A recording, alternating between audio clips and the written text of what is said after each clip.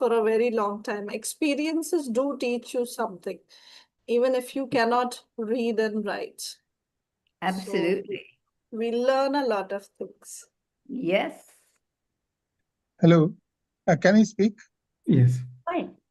Yeah, hi. See, I'm speaking from North India. I'm a neurologist. So I was wondering, in the way you're discussing, I just put it into artificial intelligence. What does this mean? This word UMI, UMMI. So ultimately, there was no answer. Then I have to go to the Not artificial intelligence. yeah. See, ultimately, I have to go for this Umran. And then this was more like a subsection of Umran. So the point of contention is, as has been highlighted, that this is not only the education. I'll say this is what it is ultimately defined. It doesn't mean that if somebody is illiterate, that person is not worth of it. They are worth of everything. Yes. Education is one aspect of living. There are so many other things which is linked with UMI, subject to correction by Rajiv. I feel that this is less privileged people, especially from the countryside, and maybe the so-called literate or creamy layer that doesn't exist or hardly exist as far as the countryside is concerned. This may be true as far as our nation, India, is concerned, vis-a-vis the other 12 part of the world. Subject to, again, correction. I'd like to have your views also on this. But you've You know, improved on the- AI.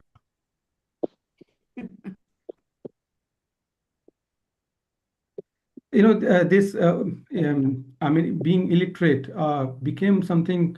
I became very thoughtful about this illiterate notion of illiteracy, because I mean, as you very nicely mentioned that, you know, someone is illiterate, it doesn't mean that unworthy. And so it becomes very crucial to become the wise and then show, like, you know, how this whole thing contributes, and then illiteracy doesn't mean something, or maybe in future they will become literate. So there is no some such distinction between like when it comes to the value, it comes to the in sense of value. So I mean, I have a lot to talk. Recently, I have been engaged with the Professor Lawrence scholarship, Islamic Aid, Cosmopolitan Spirit, and how he put this whole idea of you know, this pluralism, like, you know, he uses the word, like, you know, so there is nothing something east or west, but the force that he's talking about, the very force that he's talking about, connectivity that he's talking about, this contribution, like not one thing is existing alone or something that need to be, like, you know, to be something, but how this come together, that was becoming something inspiring for me, like, you know, to think from that perspective also, and becoming the wise when I went to the field work in Bihar, and where I explored all these things, and this was something inspiring for me. So yeah, in brief, like this. Well, that's great. So We've got Professor Naseem here as well. We welcome you. Good evening to all of you. Good evening. Am I audible? Yes, you are. I am from India, Kashmir. Asim Shafai. And if you allow me to talk for a while, I have been born and brought up in Kashmir, and I was the first to come up with a book, poetry book. But we have a great tradition of London. She was 14th century. She was not basically, then she was not a poet. She was a mystic, born mystic. And we have a great tradition behind us, all the women from Kashmir, because she was of the Chaucerian area and era. She never thought she should not have been aware that she is a poet, but she has everything. She's our cultural leader. She preserved everything. She preserved our language and whatnot, and she was a warrior as well, social. She fought against the than the system of that era. So that way, we have the Queen Haba Khatun. We have so many these women who, after so many centuries, were published. But I was, and I am the first to come up with a book, and then my journey started then when I was in university, and till now I have 3 collections of poetry. And I think whenever I want to react to the system, I write something. I cannot go for this protest. But I write for my people, the people from my world, especially the women from this side. We are very close knit society we were, and we had not the privilege to be out with poetry and go and speak in public and go to Kavi Sammelans. But I was rather, I think I was the first to be there with my poetry, and alongside the great men from this soil. They recognized me, they gave me the space, and the journey is continuing till now.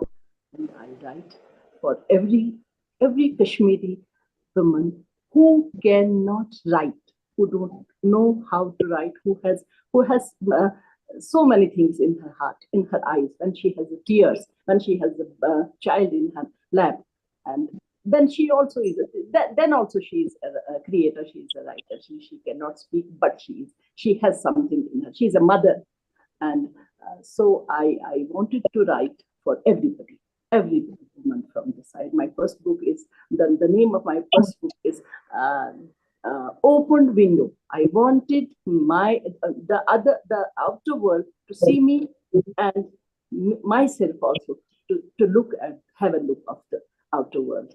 So that was the thing. The journey is continuing till now, and maybe till I live, I can do it. God willing. So this is me. Yeah, that's good.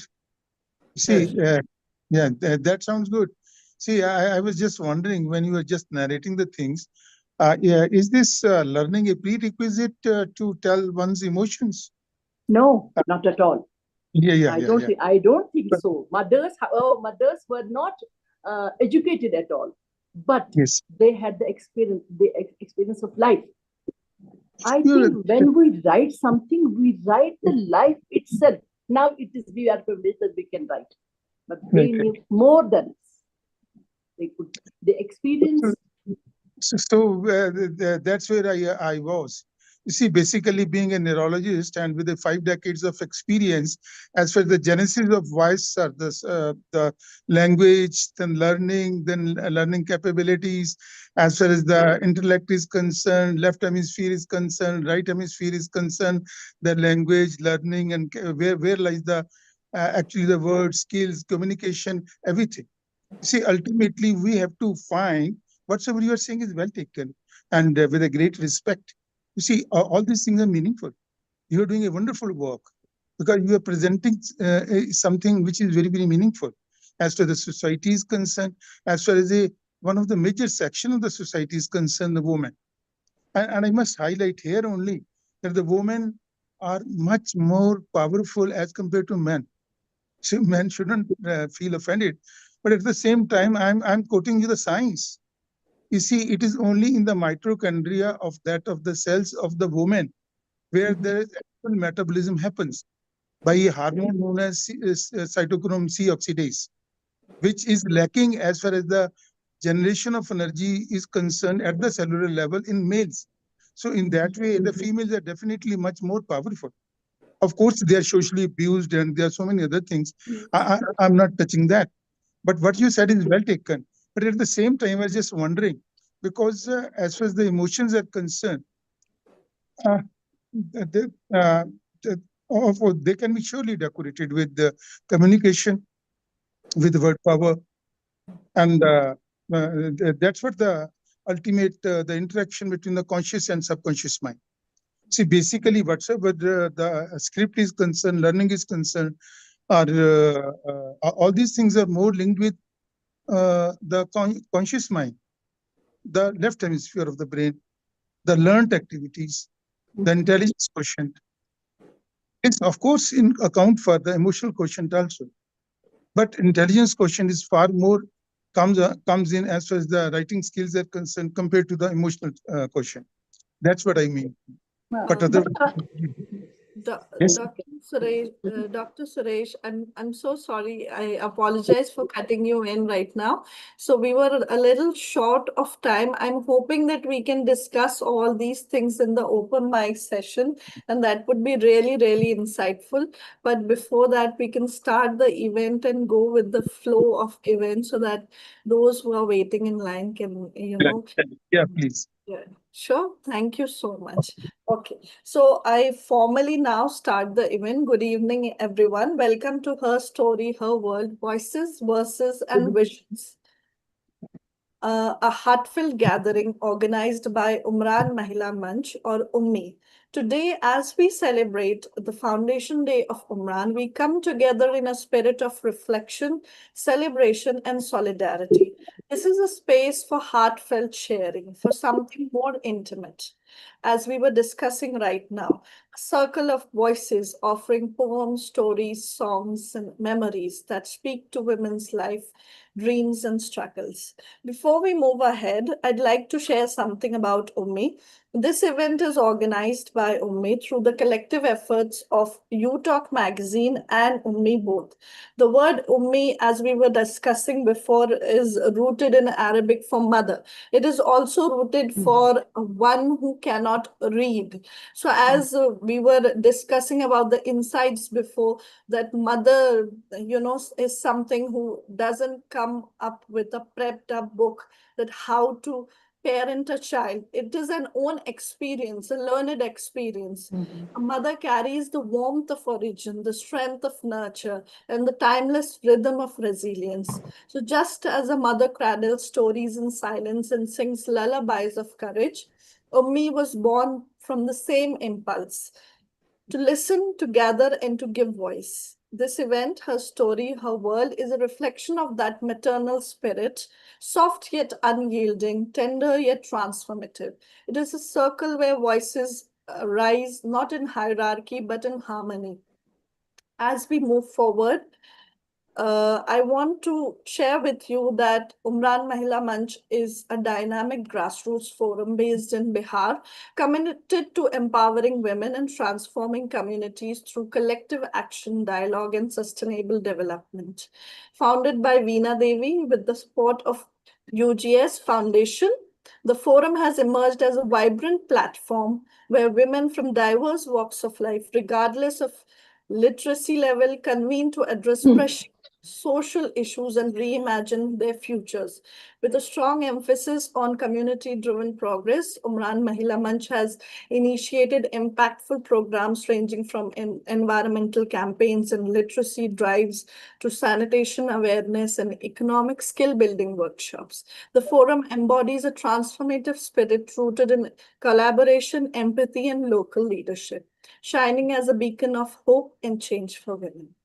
One of UMI's key objectives is to nurture and promote women writers from diverse backgrounds, communities, and life experiences. Through its platform, UTalk magazine, the forum actively features and uplifts creative works, poetry, essays, short stories, memoirs, and more, providing a space for women to express their voices and perspectives with authenticity and pride. As we celebrate the voices of women today, we are also delighted to highlight something meaningful, the emergence of UTalk magazine, an initiative led by Professor Miriam Cooke and Mr. Rajiv Kumar. For those who are new to UTalk, let me give you a quick introduction. UTalk is a biannual magazine published by Umran Green School, and the UARA in Jayanagar, Bihar. It began in 2023 as an annual magazine, and thanks to the growing interest and participation, it became biannual in 2025.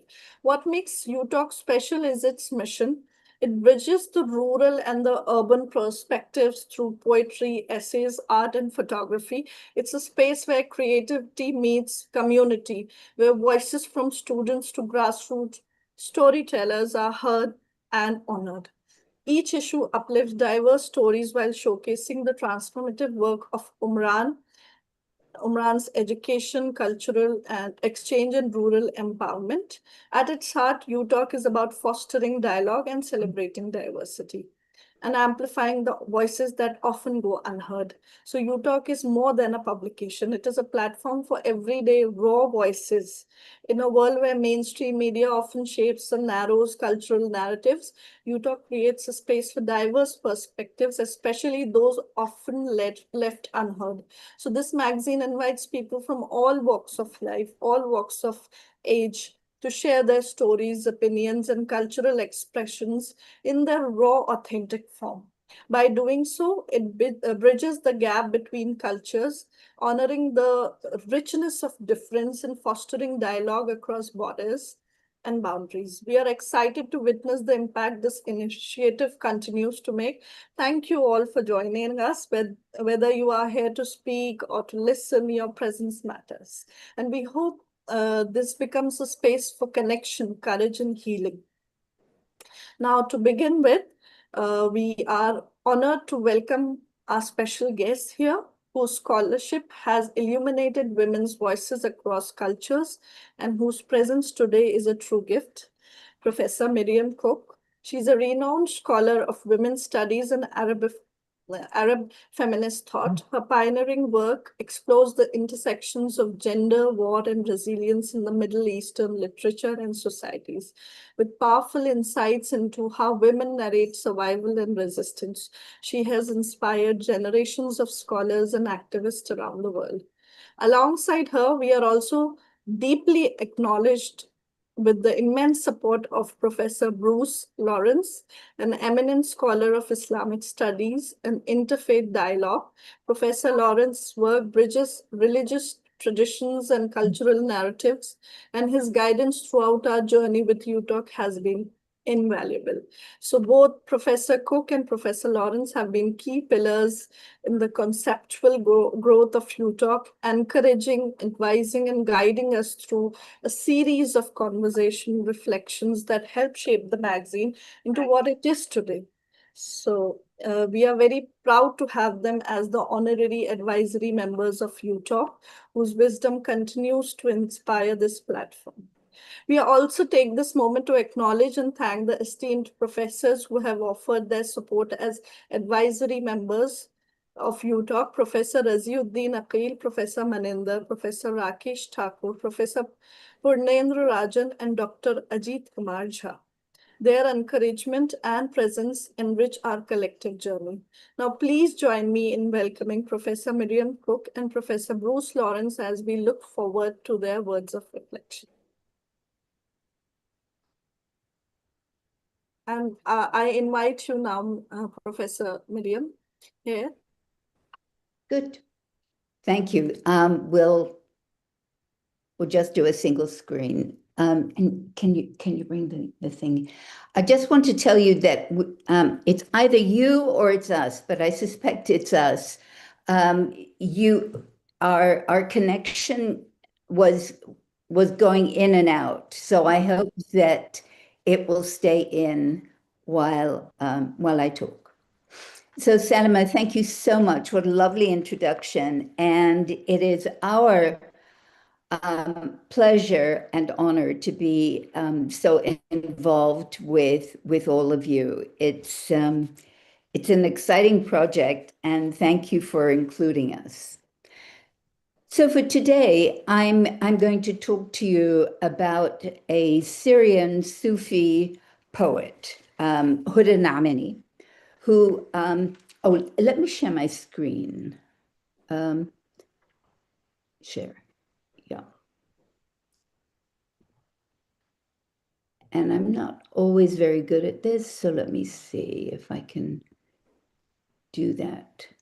Rajiv, I may need your help. Yes, if you Okay. email us, like I can share also. I should be able to do it. So here, does that work? You have not shared yet. I haven't? No.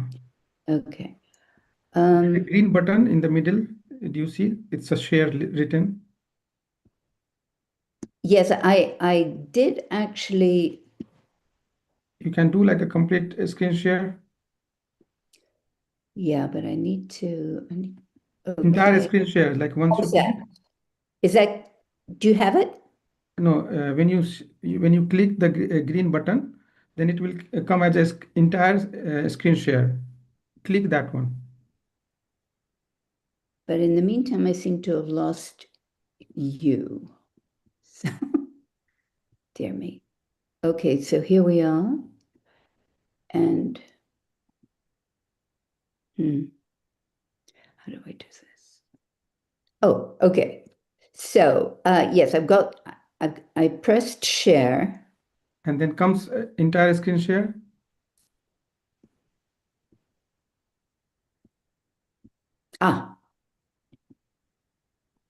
Entire screen comes. There will be one. I've got the entire screen, but and then click it. Click on that. Yeah, now it's came. Yes, it's coming. Yes. Now open your presentation.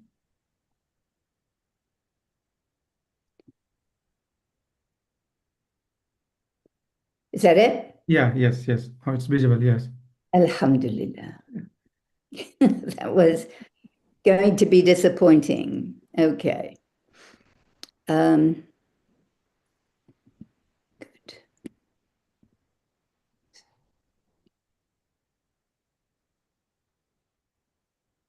Need to get to the slideshow.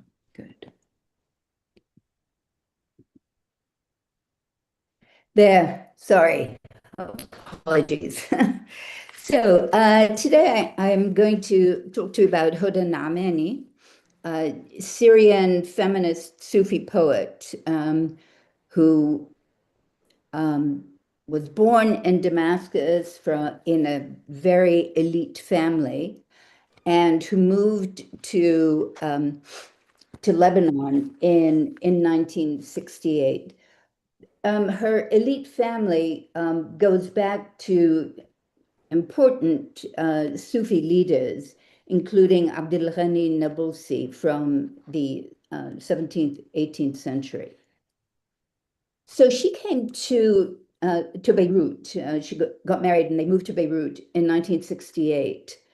And that was just a year after the war in Israel-Palestine had once again expelled a number of Palestinians from their homes. So it became really important for all of the intellectuals, the writers, the musicians, the cultural producers to be very political in what they did. So it was Al-Fan min Ajl al-Fan, art for art's sake was out.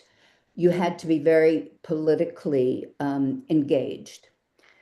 So she was there as the Lebanese Civil War broke out in April of 1975. And her work was recognized as making an important feminist intervention into the literature of the Civil War. And she became part of a group that I called the Centrists in a book I published in 1987 called War's Other Voices. And her best known work was her 1978, so you can see it was 3 years after the beginning of the war, was أذكر كنت نقطة كنت دائرة. I remember I was a dot, I was a circle. And what was crucial about this work was, although it was poetry, a very beautiful poetry about the importance of women's contribution to peace, thinking, to standing up to senseless violence, was the title. So for those of you who are familiar with Sufi terminology, of course, the dot and circle is very much part of Sufi symbology. Now, she, like others of the 50 women about whom I wrote in 1987, the Beirut distress, they were all very concerned about the role of a mother, but they weren't talking about the female mother. They were talking about people who practice maternal actions. So it's maternal practice. And I became very interested in the work of Sarah Ruddick and her book that I would recommend to all of you, since we've been talking about mothers and mother tongues, is that maternal thinking is to describes anyone, and I'm quoting from Sarah Ruddick here, so men and women who are committed to meeting the demands that define maternal work. So I think this might be useful for me because it is not women necessarily, and obviously it is not whether you're literate or not, but it defines people who respond to the requirements that are imposed on anyone doing maternal work. So what is this work? This work is the work of preservative love, nurturance, and training. Again, men and women. So this practice leads to a specific form of thinking and knowing that emerge out of a disciplined reflection on maternal practice. So beyond practice and epistemology, maternal thinking may produce a feminist maternal peace politics of resistance. And this is what I have in many works that I have published on women's ways of fighting. I'm very much indebted to philosopher Sarah Ruddick for this notion of how we are all enveloped in the maternal. So at the height of the violence, tearing the Lebanese capital apart, Beirut, Naamani beseeches God to support those who will save the nation. And in her poem, she writes, by bowing down at the feet of the throne of God. Interesting, if you notice, that Muhammad in one of his hadiths, paradise is under the feet of mothers, and here she's talking about bowing to the feet of God. This notion will become, I'm going to take off my glasses, excuse me.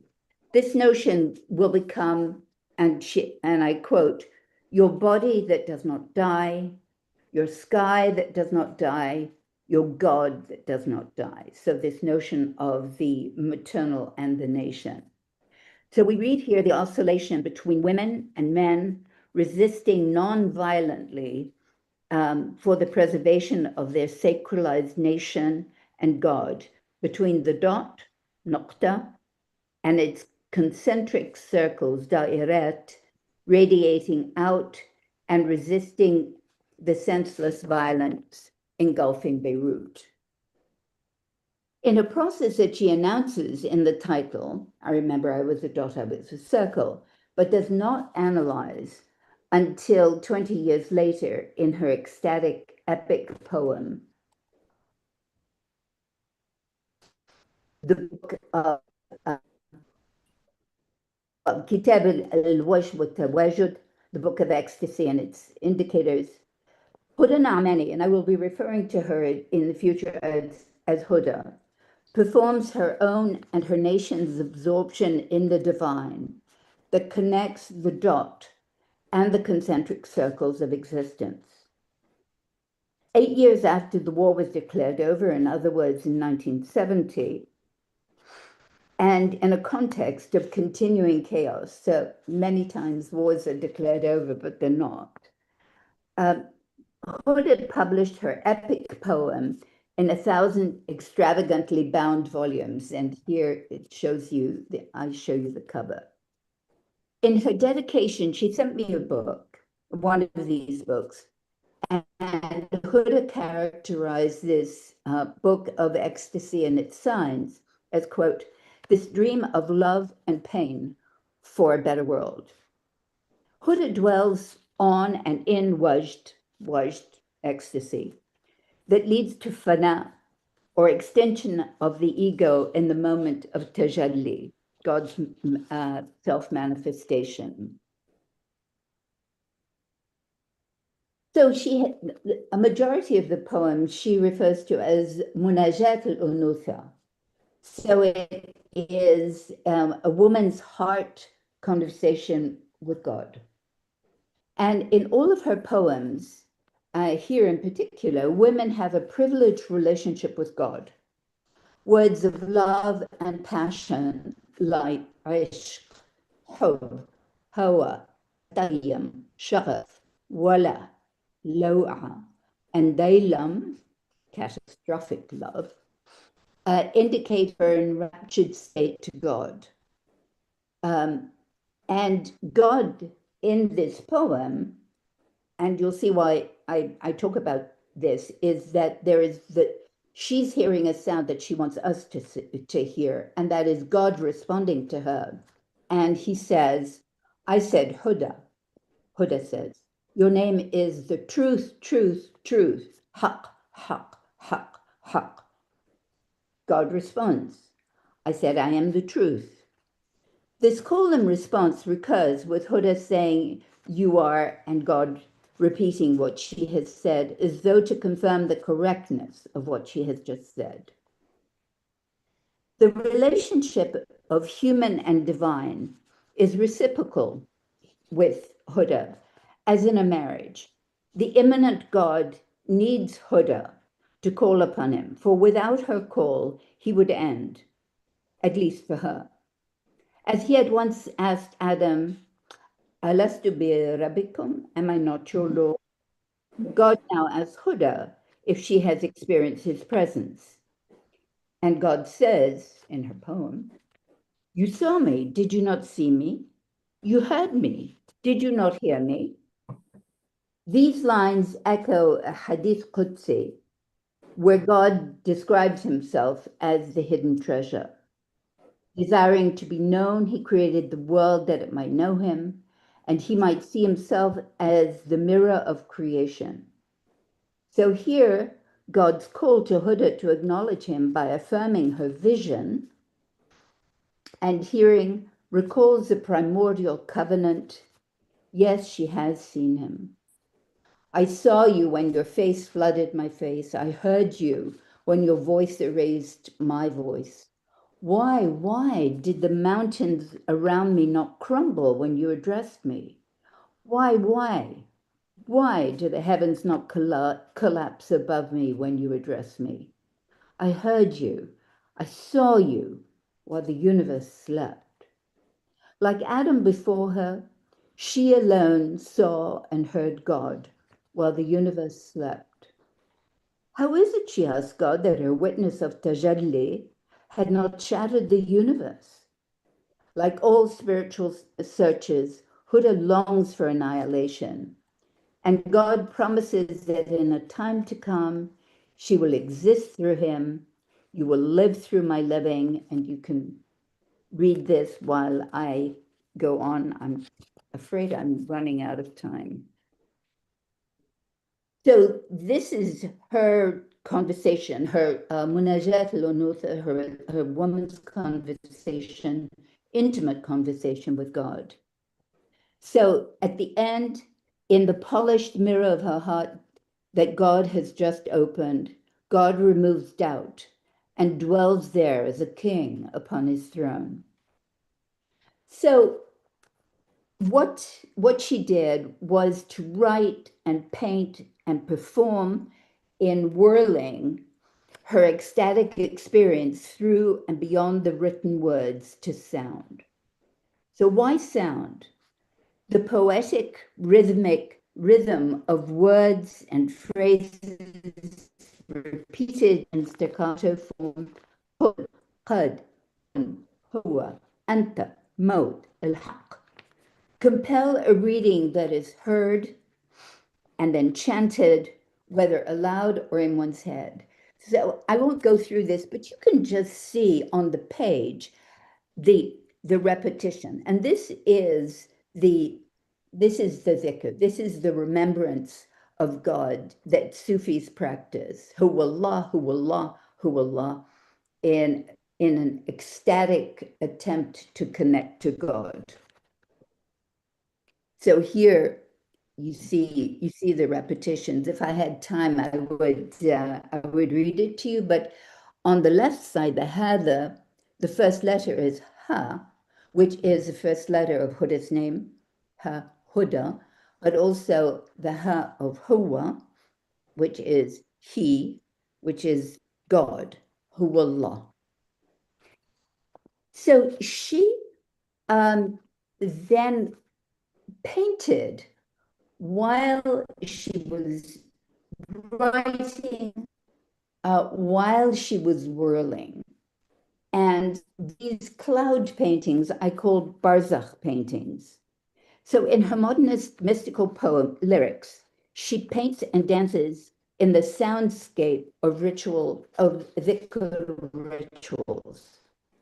The staccato repetitions that I've talked about and the arrangements of letters on the page compel the reader to read and hear the sounds of the words beyond their lexical meanings. You can be ummi.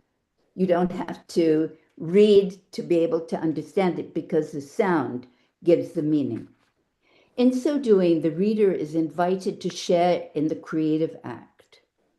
Interspersed in the pages of this magical confessional text are Huda's Barzakh paintings that document her ecstatic experience. Huda said the unsayable in the incantatory sounds that the written words echo off the page and in the Barzakh paintings that illumine her poems. So here is the first of these Barzakh paintings.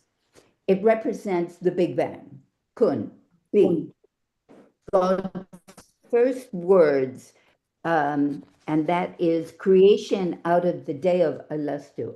Remember that God's words to Adam, am I not your Lord? So this is the beginning of Huda's experiences of tajalli, enlightenment. The atoms of the cloud, so I'm describing it, and I hope you will see this in the painting. These paintings are, of course, in the book. The atoms of the cloud dust are in constant reciprocal construction through and in the barzakh in order to stop the natural tendency toward dissolution and chaos. Browns of earthly materiality mix with the greens of serenity of Moses' guide, Khidr. These colors explode out of the white of nothingness and the pale purple that figures more brightly, intensely in later paintings. In the fourth bar, so here, if you look at it, I talk about her hair, the way she's painted her hair in gold, the lapis a kind of version, I guess, of Picasso, where the eyes are one on top of the other. And so we have her whirling while praying, then writing, then chanting, then hearing her words, then painting. Each act of creativity inspires the next. So here we have her, the hur wa duwar. Duwar is whirling. So the hur wa duwar, ruku' wa duwar, sujood wa duwar, sumud wa duwar. So important. Manifest and whirl, kneel and whirl, prostrate and whirl, stand firm and whirl. At the moment of tajalli, flashes from the polished mirror in her heart glint gold that reflects back to the mirror of the divine. In the last of this next Barzakh painting, with its bright colors, comes towards the middle of the book. Against the white of nothingness, gold and red letters and a large brown noon at the bottom evokes the Lawh Mahfuz, so the preserved tablet in heaven. And she writes about it next to the painting, writing on the tablet before the tablet was created. For those of you who are Derrida scholars, you'll know about this writing before writing.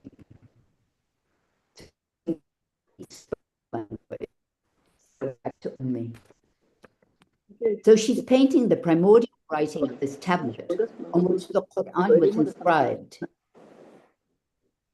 before its revelation to Muhammad through the angel Gabriel.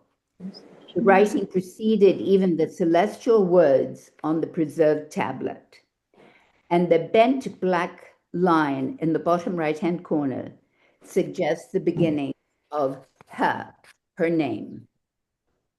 The final Barzakh painting is purple, shot through with gold.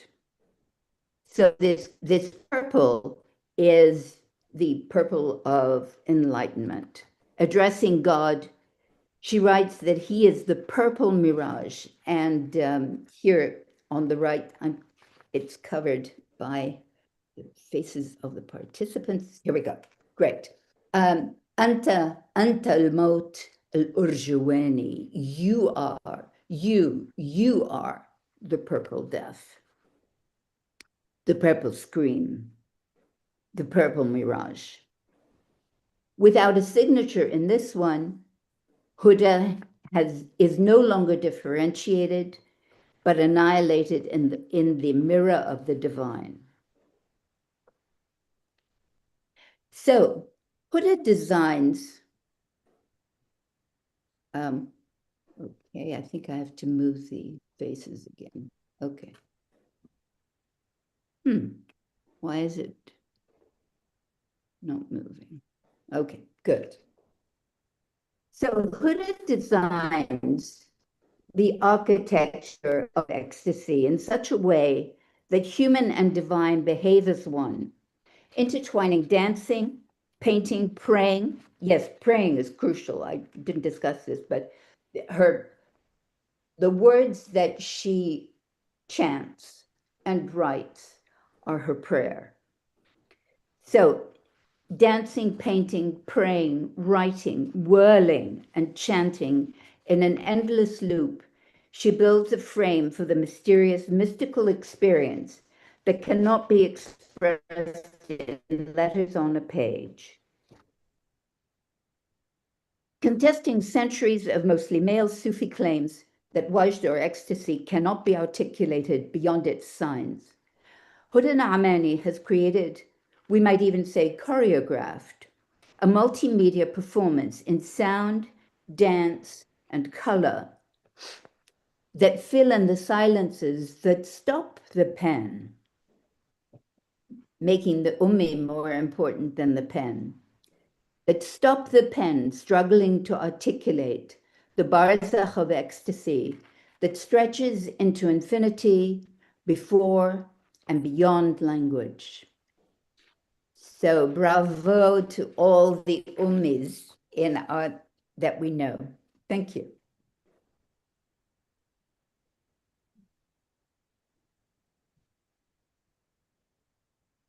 Thank you so much, Professor Miriam, for this, astounding PowerPoint presentation and enlightening us with the concepts, new concepts, and the discussion with the divine, shedding light on it as well.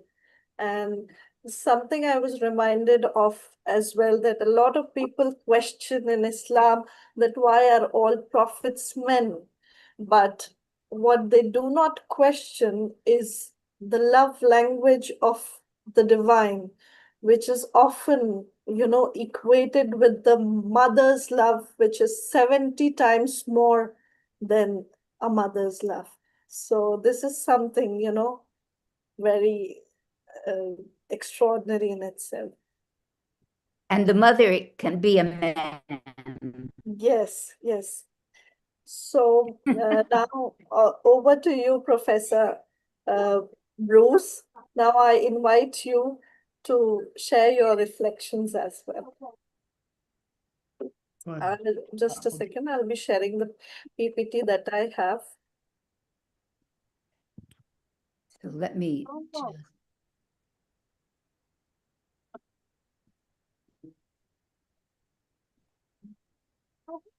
You can start talking while I'm Well, I'm waiting for him fiddling. to come up. Okay.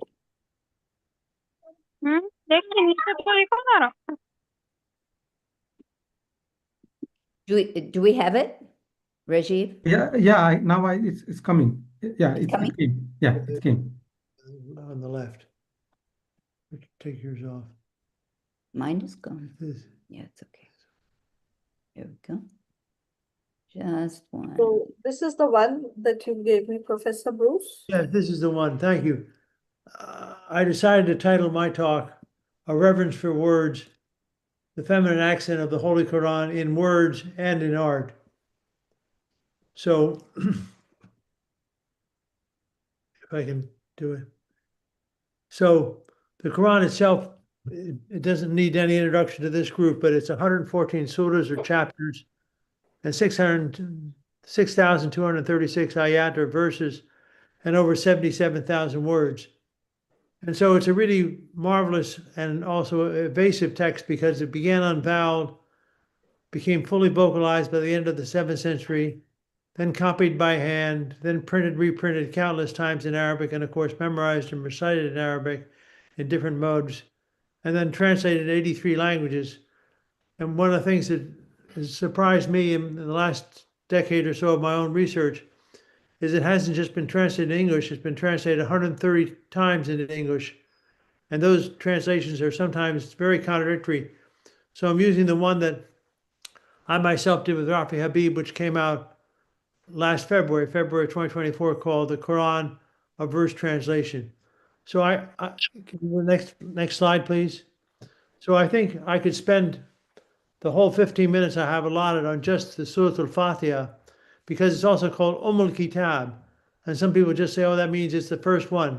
No, it means it's also the basis of the whole book. Like the mother is the basis of life.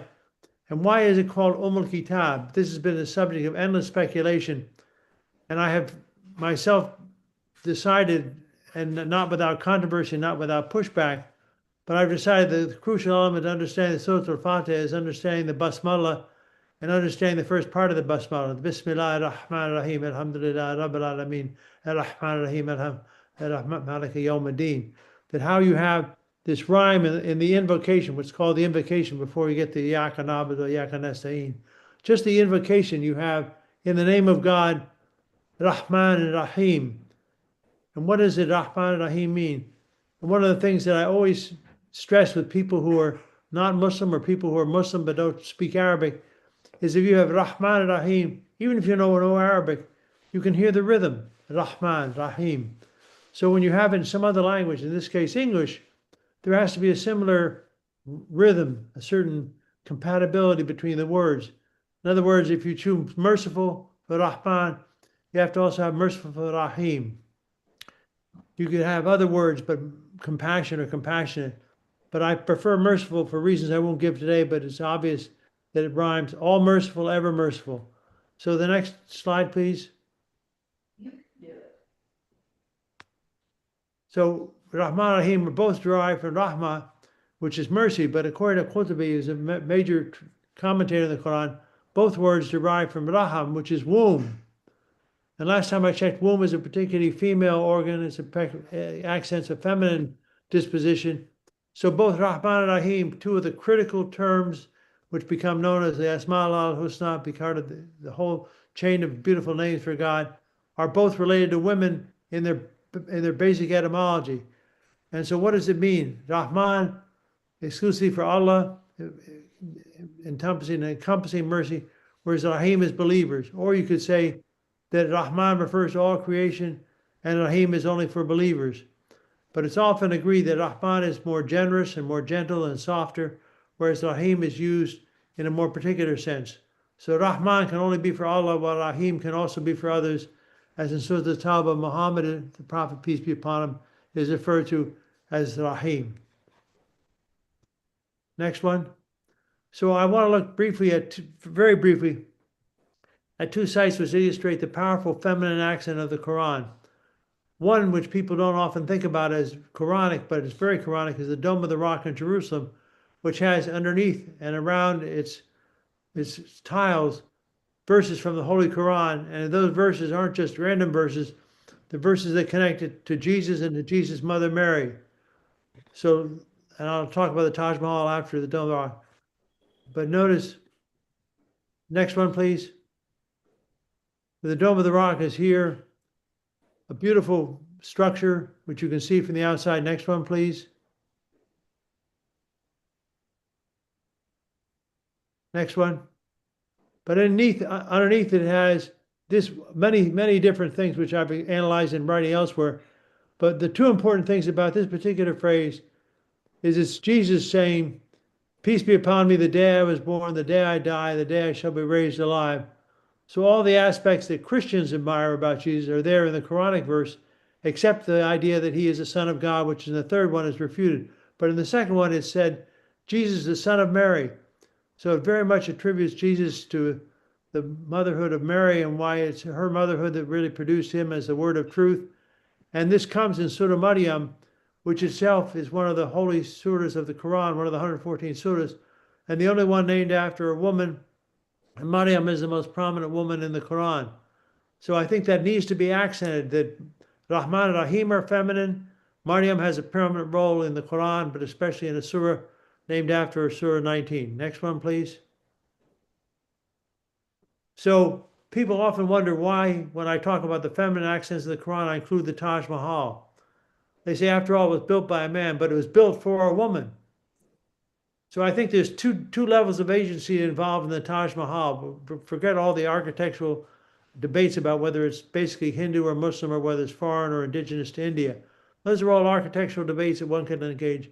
But I think the basic notion is it was a work of love by a man who happened to be a very powerful man, the Mughal Emperor Shah Jahan, who mourned the death of his wife and wanted to build a monument to her life and her death that was represented his own deep affection, and that became the Taj Mahal. Next one, please.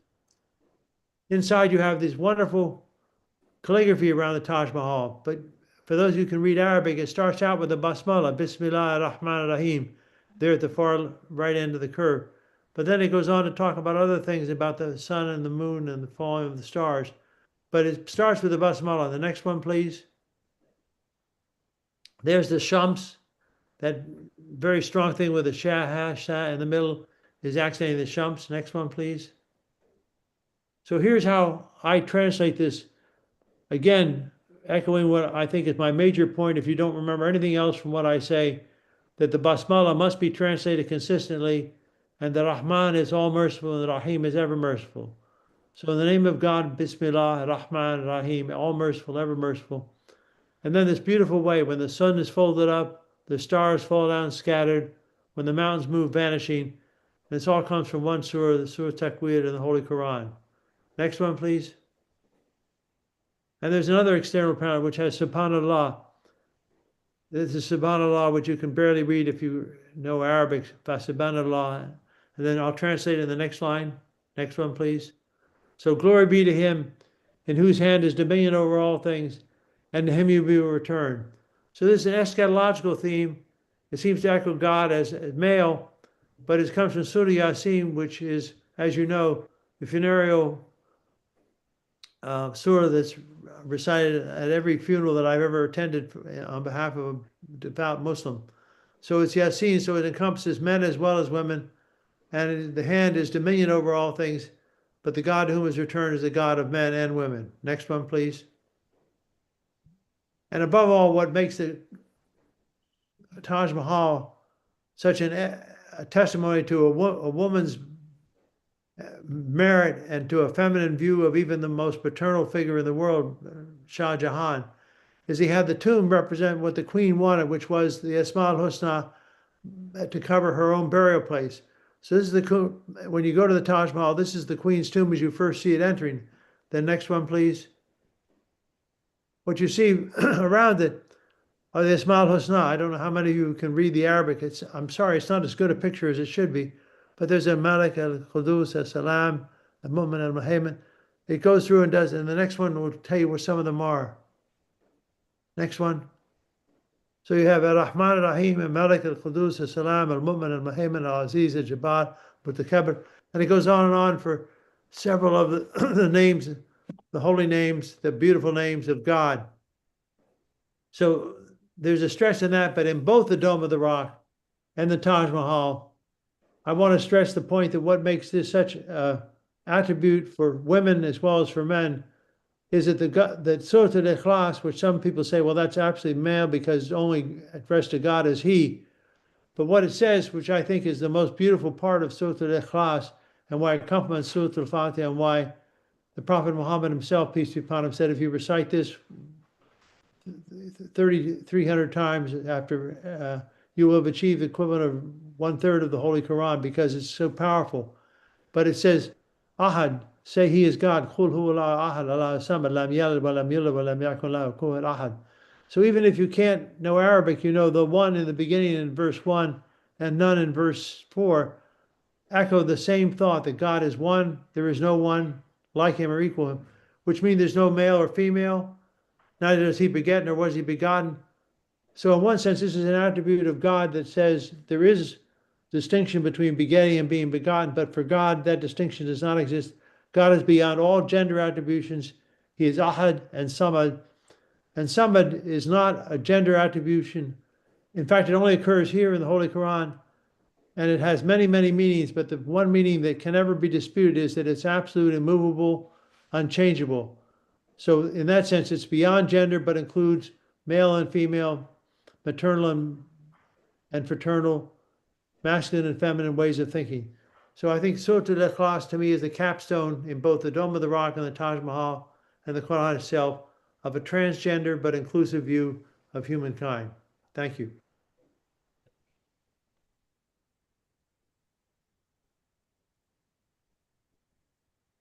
Thank you so very much, Dr. Bruce, for this insightful presentation.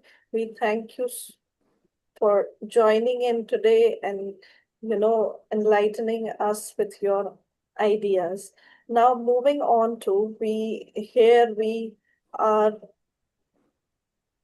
deeply honored to welcome Dr. Naseem Shafi, an acclaimed Kashmiri poet and first Kashmiri woman to receive the Sahitya Academy Award. Her evocative poetry captures the layered realities of Kashmir, often reflecting the emotional and social landscapes from a women's perspective. A respected teacher of Kashmiri literature and recipient of Tagore Literature Award. Her words have resonated across languages and communities. We now invite Dr. Naseem Shafi to share her reflections as our honorary guest speaker. Thank you so much, Ms. Khan. I'm so honored and privileged to be with this august gathering of renowned and learned people. I'm thankful to you and all the guests here. I belong to Kashmir and my mother tongue is Kashmiri. I started writing around 40 years back when I was in university. But I have my roots in my culture, especially my mother's language. She was not a learner. She had not studied anything, but she had a great tradition of folk tales and folk songs. In me, my segment, मेरी रूह में जिसे कहते हैं, I have heard, I have listened, I'm singing, and those folk verses are even now with me. And my poetry has that background, and I always use those phrases and metaphors from our years long and centuries. It's Doc- verses. Dr. Naseem, I would like to interrupt. I'm so sorry for interrupting you, but we cannot get a clearer voice here. So, Okay, okay. yeah, Is it clear? yes, now Okay. it Am is. I audible? Because usually we teachers we don't need a mic. Yes, yes. So I was saying that my roots are in my traditional and folk literature. I would, as we were saying, that mothers have the power of expression orally. Definitely, my mother as well was not a literary person, but she would sing songs, and centuries back, she had learned from her mother and grandmother. Then we had stories, and when I was a small girl, I would sit with the old ladies, who would sing and say, tell us the stories, and I would rather remember. I remember it till now. So when I started writing, I had this background with me. Though my father used to wish for me that I become a doctor, but I never couldn't be, because I had this bent of mind towards literature and the culture, and so many things. So I wrote, but then I listened from my elders. I still remember that, and we have a tradition, as I was saying earlier, that we have a tradition of mystic poets like Laldev. I was just listening to Madam. I remember a verse from Laldev, Lal Arifa. She is the mother, she is the grandmother of our culture. She once said that I wanted to someday, one day, I was at the gates of the garden of eternity. I saw Shiva. This is what the concept that time was, Shiva. But I didn't leave. I stayed there, and he will. What will he do to me? He will kill me. No, I'm already done with that. I've already I have died. So what will he do to me? She has the courage to talk to the Lord, talk to God, because she was able to go to the garden of eternity. Whatever she saw, she says, I said, Wah. That means she had the didar. Whatever she saw is up to the students of literature or the philosopher. She is a philosopher. She is so many things. But then, when she was in 14th century, nobody knew that it was not a written word. She said, and people would remember it. And for centuries together, it was like that. Then came the Habba Khatun, the queen of last ruler of this land. And she was a romantic poet. She also, but this motherhood in the form of a lady is still there.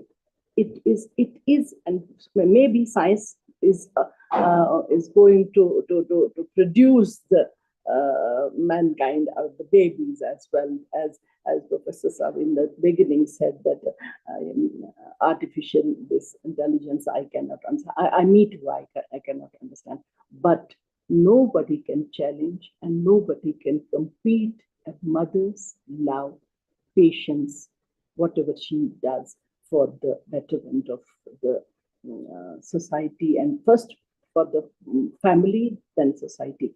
And I belong to the era of such ladies, just to some extent modern. I feel, I write. I don't write as a professor of Kashmiri language and literature. I write as I feel. I write for all the women who cannot speak out, who cannot express. I try to write for them. And this is, I have a poem in front of me. It is if you allow me to say something from this, some lines from this. The ocean and I. The ocean was weary, watching me constantly. Was he a little jealous, perhaps? I held fistful of sand in my hand and let it slip through my fingers. It has been like this for ages. The ocean staring at me, burdened with jealousy for no reason. Sometimes he sends raging swells of waves in my direction, and they say to me, "Get up and dance for a while." The advancing waves encircle me playfully and perform a weird dance around me till my garments drip with water. They took delight at my discomposure. They held on for a while and then retreated soundlessly. The ocean could not bear its defeat and now sends roaring, angry waves, black with fury, determined to crush me. They sing a chorus collectively, terrifying, menacing. They gather strength from all sides and rush at me. I was erect. They laid me prostrate at their feet. I sat up, but they beat me down. Each breath of mine was labored, but I am still alive. Something happens. I know not what. They drew back in retreat as though vanquished. But the ocean confronted them ferociously, angrily, and they came back reluctantly. Again, they do their queer dance around me and lift me up in their arms, fling me into the waiting jaws of ocean. Come, I will swallow you. Come, I will swallow you. He was smiling, gratified, relishing his victory, proud of his triumph. I cast a cold glance at him and stand my ground. His fury explodes and he hurled me back. I am not so brave. My body wounded, broken, I shiver in the cold while my feet keep kneading the wet sand. The ocean seems exhausted, somewhat calmed. Then he whispered something to the waves and they wash my feet and pull back in silence. From a distance, I see them abashed. The ocean hangs his head in shame, his parched lips square. He does not have the courage to look me in the face. From a distance, I quietly laugh at him. Before he can respond, darkness descends and takes him in her embrace. I am already in the safe courtyard of my home. This is what ladies do. This is what women can do. They face the fury, they face the difficulties, and then they are able to stand again for themselves and for the betterment of their environment, for the society as well.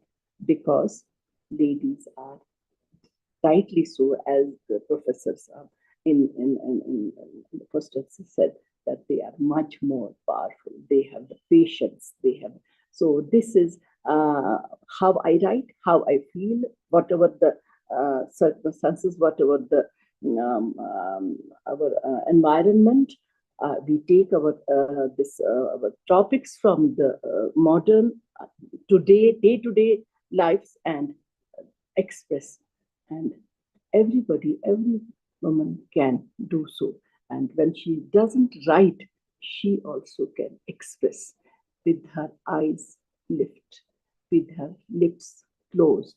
If she doesn't say anything, she is even then able to say something. She can be. And that is why my second book, which has got these awards and all that, both the awards, it is titled Me, Neither Shadow Nor Reflection. Consider me, I am myself, and you and me, I'm not a feminist like that I should go and start this call and fight against men. Men are fathers, they are brothers, they are sons, they are your lovers, they are partners as well. But they should know that they should give me a bit, not a bit, equal, just respect. They should know how to respect me. I'm not something that they should forget and leave me just like a doormat. I am myself, and God has made me. God has something in His great idea that He made me.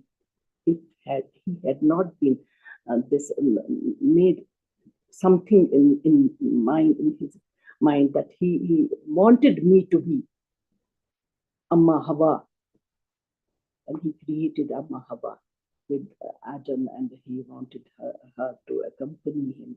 And then I am being that this you showed the either apple or whatever in Jannat, and you were and Adam was thrown out of whatever they say. But God created me to be the companion of Adam. Adam alayhi salam Sati. So He something thought and made me.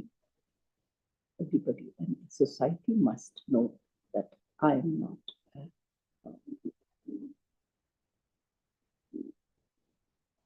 just to be thrown out, outcast.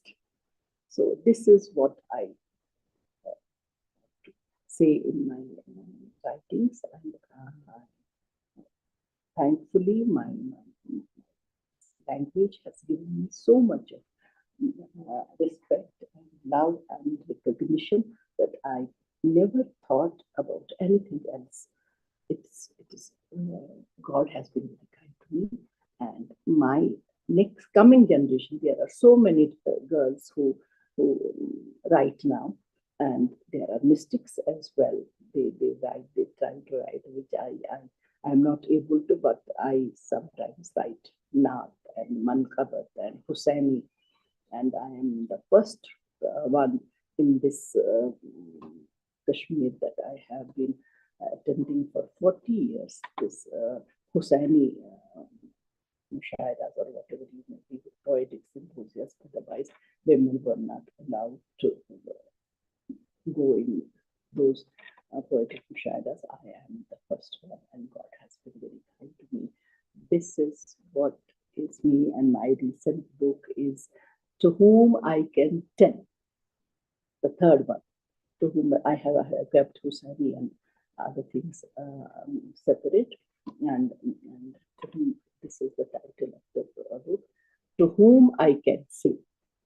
Because if a lady wants everything to tell, even then there will be so many things which she is not able to say.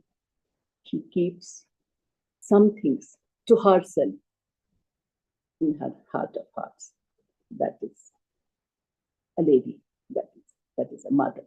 And I must congratulate you, because you have this. Ummi is a very beautiful name for this your program and whatever you are doing. This is a wonderful job. I congratulate you, and I am thankful to you that I have been a part of it. Thank you so much.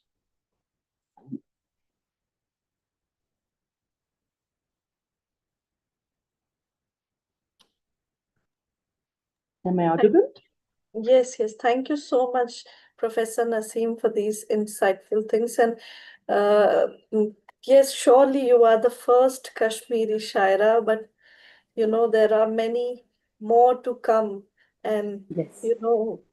follow the legacy that you are right now creating There are for them. my students, my daughters, my students. They are much more better than me now, Yes. and I'm thankful to God. maybe this is what So Salma, Ummi is a Ummi is a wonderful word for your this. Thank you so much. Mother. Thank you. So I hope Professor Dr. Arjuman Ara and Dr. Ajit Kumar Jha wouldn't mind. Actually, they were to speak first, but we have an impromptu request. Since our next theme of the, You Talk magazine is youth and civic responsibility, and we are talking about many more Kashmiri poets to come. We've got two little budding artists from Kashmir, Khatiba and Zainab Sugra. So, if you agree, Dr. Arzuman and Dr. Ajit, I would like to invite them first since they have their school tomorrow and they want to recite their poems before they leave the session. So, is it all right by you? Please go ahead. Okay. So now I invite Khatiba Irshad, the fourth grader, uh, a thoughtful and spirited fourth grader, to recite her poem, She Can Do Anything, a reflection from the heart of tomorrow's citizen. Please welcome Khatiba Irshad. Khatiba, can you hear me?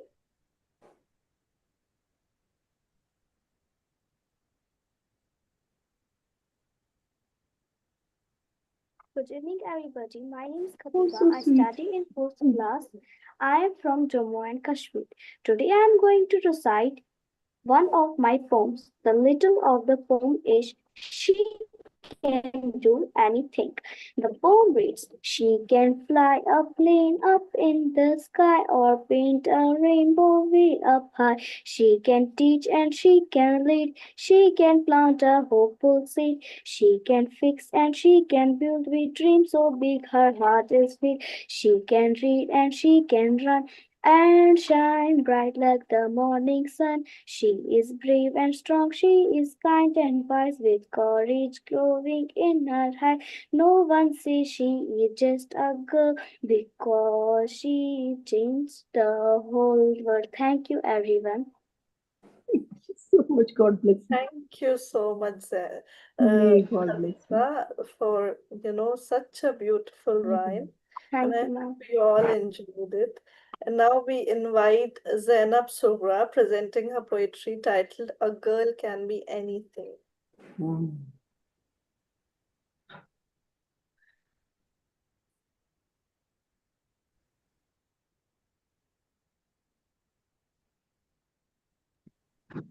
Good evening, everyone. Yeah, great. My name is Zainab Sukra. I am from Srinagar, Kashmir, and I study in 7th grade.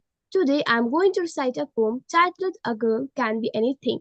This poem is special to me because it shows that the girls have the powers to follow their dreams and become whatever they want in life. So let's start.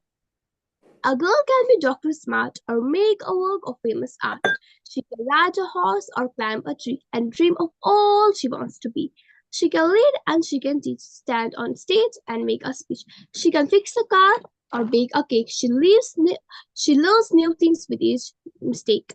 She is strong in heart. She is full of light. She knows what's fair and what's right. She helps the world in her own way with kind and brave things every day. So never say she can't, she wouldn't. She will prove you wrong one day. Let's cheer for all the girls, big and small, because a girl can do it all. Thank you. Very good. Thank you so much, Zainab, for reminding us that we can whatever we want to do. Anything. So now I take great pleasure in inviting Dr. Arjuman Ara, Associate Professor of English Language Education at the English and Foreign Languages University, Regional Campus, Shillong, a poet, translator, and a scholar. Dr. Ara's work spans literature, film, cultural studies, and language pedagogy. Her writings have been published both in India and abroad. She brings with her a deep engagement with critical pedagogy, narrative cultures, and translation. And we are honored to welcome you as our guest speaker to share your reflections. Over to you, Dr. Arjuman. Good evening. Assalamu alaikum. Thanks to Salman for having me here. Am I audible enough? Yes, you are. Yes. Is my voice audible? Thank Yes. you. It is actually a pleasure and privilege to speak to this august audience and share my personal narrative with you. I'm glad that Umran has made it possible to open up a space where we can share our lesser known women fighters who make our life meaningful in multiple ways. In India, we have a culture of worshipping women as a symbol of Shakti or power or energy. And Francis X. Clooney says that for God is also our mother. This is in relation to how we see God as Shakti. But here, tonight, I'm going to talk about two important women in my life, my mother, Sulema Khatun, and my aunt Shannu Devi, a mother figure for me. Their narrative is important to me as they both represent that power or energy or the Shakti that we talk about in a kind of earthly form. Their life is extraordinary to me, and their place is very important as they teach me to live a life that can be of empowerment, of courage, of strength, and of being in service to others. My mother, she is the first matriculate from my native place, Maharaganj. It is a remote town in southwest Garo Hills of Meghalaya, bordering Bangladesh. And she carries the legacy of being the daughter of the first school-going female in that place. We, her daughters, we are three children, three daughters of hers, along with two brothers. We are the first female graduates, and me and my sister, we are the first PhDs, and my sister is the first law graduate from that place. We studied through extreme social pressure.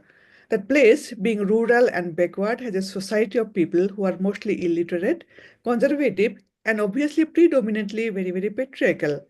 In my school days, most of my female classmates were married off soon after passing their class 8 or class 10 at the most, and only a few, like three or four of them, could study up to class 12, and only one female classmate of mine could complete BA. Expectations and fear of getting married started in our early life, soon after reaching the age of puberty. And all girls trained in household chores, and seriously, none of us actually had any thought of a career plan or awareness about our future.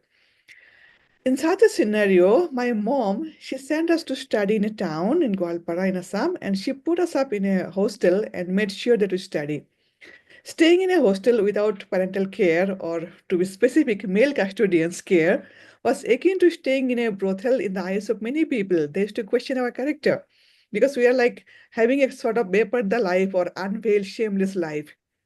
So mom had to fight with the society and even with a few members of the family who thought that girls do not need to study beyond the school level. So mom ensured that we, the daughters, finish our studies, get a job, and stand on our own feet. Throughout her life, she helped many girls of our locality to study. At least a dozen of girls could study and get jobs due to her personal efforts. In her old days, again, she started an adult literacy center for the women of the village. She had a brief time in the local political activities as well because she thought that women's participation in the political activities would make a way for the women folk to open up their eyes and make them aware of their self-worth. Many a times her efforts failed as the society she lived in was still not so prepared enough to accept women's empowerment. But she made sure that her efforts were never stopped. Now she has started writing and she has published 4 books of poems. She contributed essays and poems to many journals and magazines. Her short story recently got published in an OUP volume of Muslim women's writing, The Silence That Speaks. Here you have the picture of that. And her poem is included in a textbook of feminist poetry called Damini. It is published in Bangla. At a time when people are celebrating Banu Mushtaq's Booker Award, I am nonetheless proud of my mother. Without much exposure and much support, she has been a lone fighter who fought for herself, her daughter, and other female children and women of her place. She is resilient, an uncompromising fighter who often says, "Today is not the final day of your life. Take this day to your tomorrow." The world knows about Malala Yousafzai, and my mom's fight is similar, and her fight still continues. A legacy that I am entrusted to take forward as a teacher and obviously, I'm trying my best. My mom received a few awards for her writing from a few local organizations, and her poems are a strong feminist voice. This is, I'm not saying not as a daughter, but also as a scholar of feminism. I'm presenting one short poem here as an example, and it is titled as I Will Sing, Ami Gan Gabo in Bangla. So the poem goes as, one can see a piece of the sky through the open window, but a small sigh heaps in the corner, chained in iron shackles behind the iron bars. The small bird of the small nest spreads her two small wings and keeps flying in the horizon, at the end of the green field towards the endless sky, as far as the eyes can go. It chirps around and touches the heart when it sings. It asks me to sing. What shall I sing? Give me a small nest of straws and two small wings. I'll fly as I like. Nobody will stop me. Like a bird with a taste of freedom, in the free sky, in the free wind, I will sing. I will sing the song that I never sang before. So from here, let me move to the memory of my auntie Shano Devi, who passed away recently on 5th May. And she was born in 1933 in Delhi. She's a witness to the history of the subcontinent. She saw the freedom struggle, she saw partition, and the changes in the political scenario. So listening to her was like listening to a living history of this country. She had graduated from IP College of Delhi and with honors in history, and she had completed a teacher training course. Married to an IFS officer, she had to leave her country and traveled to East Pakistan, Japan, Indonesia, USA, and so on. Her husband passed away in 2014 and her children live abroad. When I met her first a decade back, she immediately became a mother figure for me. Living alone in a city in her old age probably was not an easy task, but she adjusted with everything of her life and managed everything so well. To me, she is an inspiration to live a life with dignity and self-reliance. She never complained against anything or anyone. She always used to say, जो मिला उसी से खुश रहो, जो नहीं मिला उससे कोई शिकायत ना करना. Be happy with what you have received. Do not complain about what you did not get. In today's life, when I find many people uh, becoming extremely materialistic, competitive, and greedy, that people want to get things by hook and more by crooks, compromising with ethics, morality, and so on, how words always alert me of my boundaries, telling me that what I should not be. In an age of religious fanaticism, she lived her life with Kabir and Krishna, with bhakti and with prem or devotion. Her bija mantra or seed psalm that sprouts energy was bhakti and prem. And she had a loving and caring space for everyone, whoever came to her life. Her spiritual belief never led her to hate anyone for being from another community or from uh, any other place than of her own. After her cremation, when her son Anil and I were going through her notebooks, we found a treasure. She had read extensively, and all the good words that she found, she meticulously noted all that year after year, sometimes with small cheats when the notebook pages were full. Quotations from great thinkers all over the world, from the Bible, the prophets, Kabir, Tulsidas, and so on. The motto of my university is words illumine everything. And here I saw a living example in Mummy, as you used to call her. Mummy literally surrounded herself with words that illumine everything. Indeed, she had been a lifelong student. And she always believed in being a Pavitra Atma, a holy soul. And my experience with her often forced me to believe in spirituality, in divinity, and also in an afterlife. I knew that she liked me, but how much she loved me, I realized that now when she's gone. She told that पिछले जन्म का नाता है आपसे, नहीं तो दुनिया में इतने लोगों के बीच में आपसे ही क्यों मिला?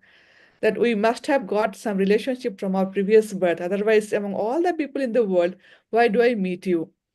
So when her sons were immersing her ashes in the Ganga, I was standing aside. And while returning from there, I noticed that some ashes were still there on the bank, as if it was calling me to immerse it.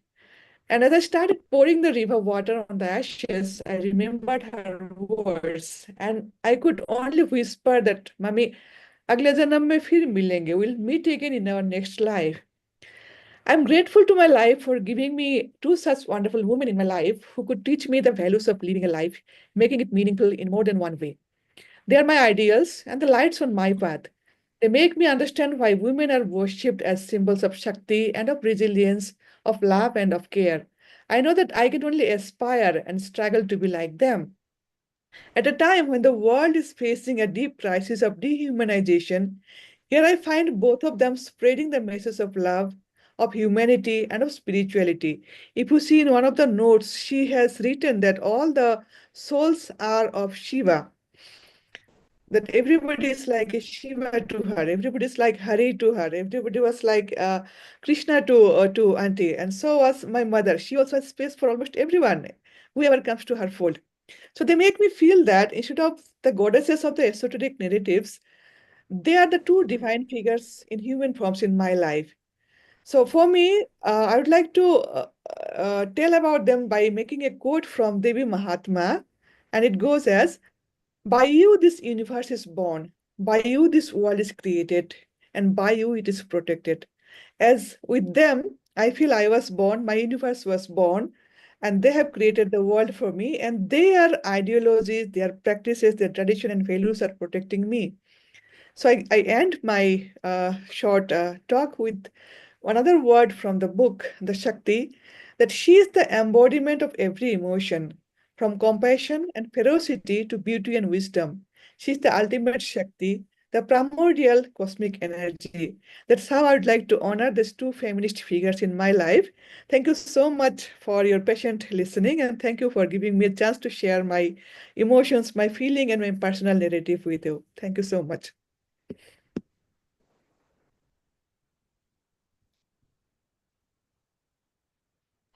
So thank you so much, Dr. Arjuman, for sharing your insights with us and sharing how, two exemplary women shaped your, paved your way of life and your qadr, as we say in Arabic. So we are extremely thankful for all the honorary members here, Professor Miriam Cooke, Professor Bruce, Professor Naseem Shafee, and Dr. Arjuman for joining us today. Thank you so, so much for accepting the invitation. Now we have Dr. Ajit Kumar Jha here as the advisory board of UTalk. So I invite him to share some words of reflection. Should I give an introduction of Dr. Let me give the introduction of Dr. Ajit. Dr. Ajit Kumar Jha is a distinguished journalist who graduated from Oxford and UCLA. He has held senior editorial position at major publications like Times of India and Indian Express and Hindustan Times. He was also the editor-in-chief of Pravasi Indian. He is currently the editor of the Public Global and CEO of Power Pixar, and he runs a YouTube channel. So, and he has been, I have known to him since I organized a Kahat Kabir workshop that, the illiteracy we are talking about and how Kabir has been so influential along with the Laldat. So I came to know him during this workshop. And so he is also advisory board for UTalk magazine, and also he has contributed to the UTalk magazine. It's my privilege to invite him. Dr. Ajit, please.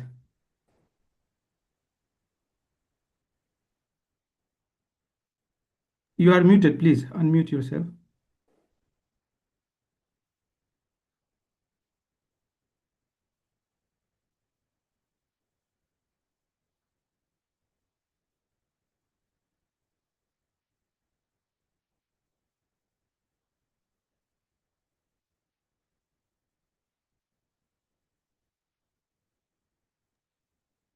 You are still unmuted. Got it. Is that clear? Okay. One second. Actually, I usually do a lot of television, but I do it on the computer, not on the phone. So I was a little lost. Am I clear, audible to everyone? Yes, yes. Okay. So thanks, Rajiv, and thanks, Salema. It's a pleasure and privilege to, come at the end of the entire session, but in front of such a august galaxy of speakers. In fact, I really enjoyed the earlier presentations by Professor Miriam Cooke, Bruce Lawrence. In fact, I've lived in the Middle East, in Arab countries for 11 years, but I didn't know so much about the Quran, especially the maternal sort of interpretation that Professor Bruce Lawrence did, or Miriam Cooke when she talked about the Syrian poet. All I knew about her was that I think she was the daughter of a prime minister of Syria, if I remember correctly. But I didn't know anything more about her. So I really enjoyed that. I enjoyed our poetess. Hello? Is someone talking? I muted, please, yes, go ahead. Yeah. So Naseem Shafee, I also like the two young poetess that came, Insha Qayyum Shah, Zainab Shugra, and finally Dr. Arzuman Ara, who spoke on that silence that speaks. Very, very interesting. I had at one time prepared a presentation, but I'm going to junk that because Rajiv and I had a chit chat before we started. So I was supposed to basically give some ideas because my entire life, I've worked for magazines and newspapers, and the conventional notion of a magazine or a newspaper is in a pithy sentence. Someone summarized it as a nation talking to itself. Now, today in this UMMI and You Talk conference, we have redefined the magazine, at least the You Talk magazine, as a forum where various communities talk to each other, where marginal voices of subaltern, marginalized communities talk to each other, where more specifically the two genders, the male and the female, the yin and the yang, the mother and the father speak to each other. And that sort of today has brought out, I would say, the feminine side of me, which I probably had left unexplored. So I'll also just briefly tell you about my grandmother. Her name was Gauri Mishra, and she was married to a doctor based in the city of Darbhanga, which Rajiv knows about. It used to be our earlier district. And she started something called Seva Mithila. Seva is basically, some kind of prayer, if you want to say, or some kind of help to the community.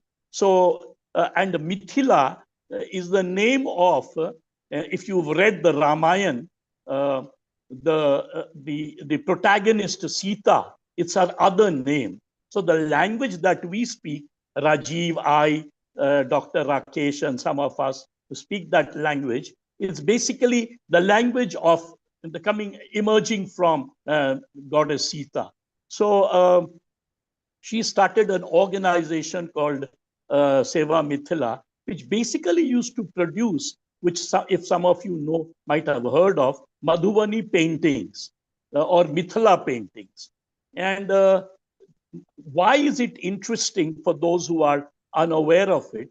It's a painting done by traditional village women by using natural colors, and all the time they are depicting in two-dimensional sketches and paintings the entire issue of love.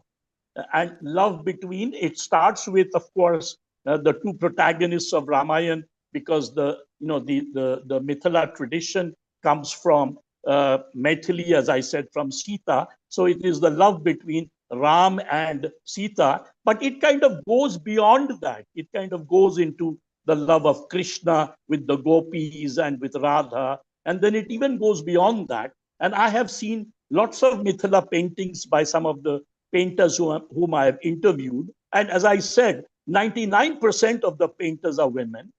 And the themes are, they kind of paint the Kobar Ghar, where the young couple after their wedding, they sleep on that night. So the wall is painted, the floor is painted, and then the painting takes different forms. And of course, now you see many of these paintings in foreign universities. I've seen certain paintings sold at Princeton, at Yale, and other places. So I wanted to talk about that, but that could be one of the themes for let's say one of the sort of special issues of the U Talk, where we can focus on Mithila painting and how it is done by different communities within Bihar. It's one could talk at length about it, but let me just end by saying that we will keep it for one of the future, just a suggestion for one of the future sort of U Talk magazine features. We could use the paintings, we could do a lot of analysis. By the way, some people in Japan have actually inspired a lot of Mithila paintings. So, we could include some of the foreign painters as well. But let me end here. And I thought someone mentioned actually, I think it was Dr. Arzuman Ara mentioning about the Kannada author Banu Mustaq, who won the Booker Prize, Booker International Award, this time from India. She was translated by Deepa Bhasti. I was just looking at the Booker Award winners from India, and out of 7, 4 are women, by the way. The first one, of course, most of you know, Arundhati Roy. She wrote on the Kerala's communist movement. The second, Kiran Desai, who wrote about the northeastern struggles of people living on the mountains, especially Darjeeling. And then the 2 later ones, the one that got 2 years ago, Gitanjali Shri, she actually was a writer of Hindi, which was translated, called The Tomb of Sand. And again, Banu Mustaq, the Kannada writer, she wrote in Kannada, and she was translated into English. So, and she actually has been writing about Muslim women fighting patriarchy, whereas Gitanjali Shri, her book Tomb of Sand is just brilliant, which talks about the competition and love between a mother and daughter.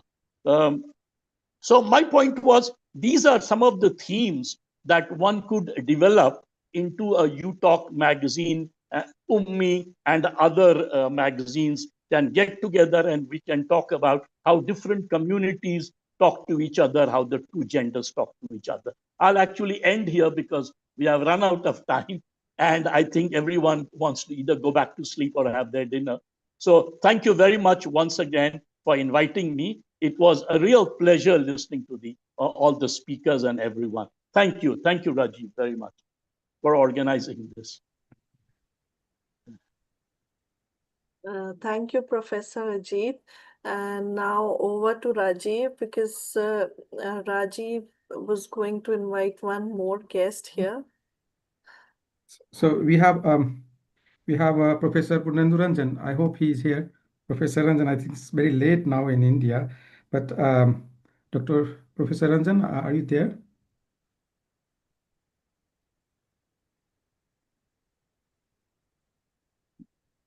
Professor Purnendu Ranjan?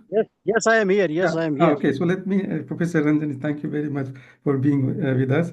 So I would like to introduce Professor Purnendu Ranjan. He is an associate professor at Postgraduate Government College, Punjab University, Chandigarh.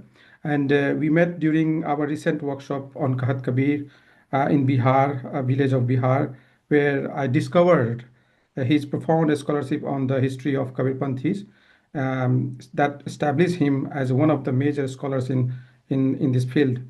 So we have also recently collaborated on a course in Istanbul, Introduction to Indian Literature, and it was a very productive course. This was the first time we had introduced such course in Istanbul. So with this, I would like to invite Professor Purneduranjan to speak something. As we are running out of time, Mr. Rajiv, I express my thanks, deep felt thanks to all the speakers, particularly Professor Miriam Cooke and Professor Bruce. Primarily for a few reasons, I'm thankful to all of you. Not just for you talk, because this I think this program is not only now confined to the objectives and how to make you talk magazine widely circulated, but it has focused today on primarily on the very concept of maternity, maternal, eternal. I think maternal is more close to eternal. You see, love is maternal. Eternal is love. And what is woman? Wow, man is woman. Wonderful man is woman. I think eternity has produced woman in the form of wow man. Wonderful man can be imagined in the form of a woman, as we have found woman in mother, sister, wife, lover. In various states we have confronted woman, which is synonym to maternity. Love is maternal. Aggression is masculine. Man, devoid of wow, wonderfulness, is aggression. All the mystics, whether Dr. Cooke's, Professor Miriam Cooke's work on that Sufi poetess, is very much akin to what Kabir has presented himself. Although he was himself, he was he in masculine form. But he used to say, "Tu Swami main teri bahuriya." Kabir used to say that I am God's deterrenity's bahuriya, newly married couple. So maternal is probably divinity. Divinity expresses itself in passivity, in creativity. Creation always takes place in a peaceful environment. So in that context, this today's talks, today's lectures of whether it was our Kashmiri poetess, whether it was Miriam Cooke's or Bruce Lee's Professor Lu's exposition on Quran. Quran, as what I have heard of Quran, I haven't studied much of Quran, but what as a student I had questioned one of Urdu professor, what does this Quran mean? What is this Quran? He said Quran simply means a text or a verse which can be repeatedly recited. The words which can be recited again and again, to be memorized, to be internalized, is Quran. And eternity is maternity. Quran is maternal. It needs to be repeated. It needs to be internalized. Whatever is to be repeated again and again is to be internalized. That is the very motive behind repetition. Why do we repeat anything? To internalize that object or that word or that that essence. We repeat the things. I would like just to add a few things to what Dr. Ajit Kumar Jha, respected and erudite personality, Ajit Kumar Jha had said right now about Mithila. In fact, what I had learned from some of the literary scholars, that the Mithila is not related to Sita. Sita was one of the figures of Mithila. Mithila word itself comes from Manthan, the churning of the ocean. It is said in mythology that Mithila is the region where this churning of the ocean took place in mythical era. So from that Manthan, the word Mithi. In Maithili, there is a word Mithila. We churn something. We churn curd and make cream out of that churning. And so another most basic dominant characteristic of Mithila painting is not its designs, but the very root of Mithila painting is those who are painter of that painting. Most of those people, women, come from the lower castes. It began with the painting tradition, then developed among the lower caste people of Mithila, which was marketized, publicized, and made widely known throughout the world by the elite group of Mithila. So that was another dominant feature of Mithila painting. So lastly, what I would like to suggest on You Talk magazine, for which I was invited, that Mr. Rajiv needs to give space to the people, women particularly, related to Kabir Panth. As I have worked throughout my career, I have worked on Kabir Panth and Kabir. So my suggestion to begin with would be to give more space to women related to Kabir Panth, vis-a-vis the women of other religious group. How do they interact with each other? How do Kabirpanthi women consider their womanhood and their concept of divinity?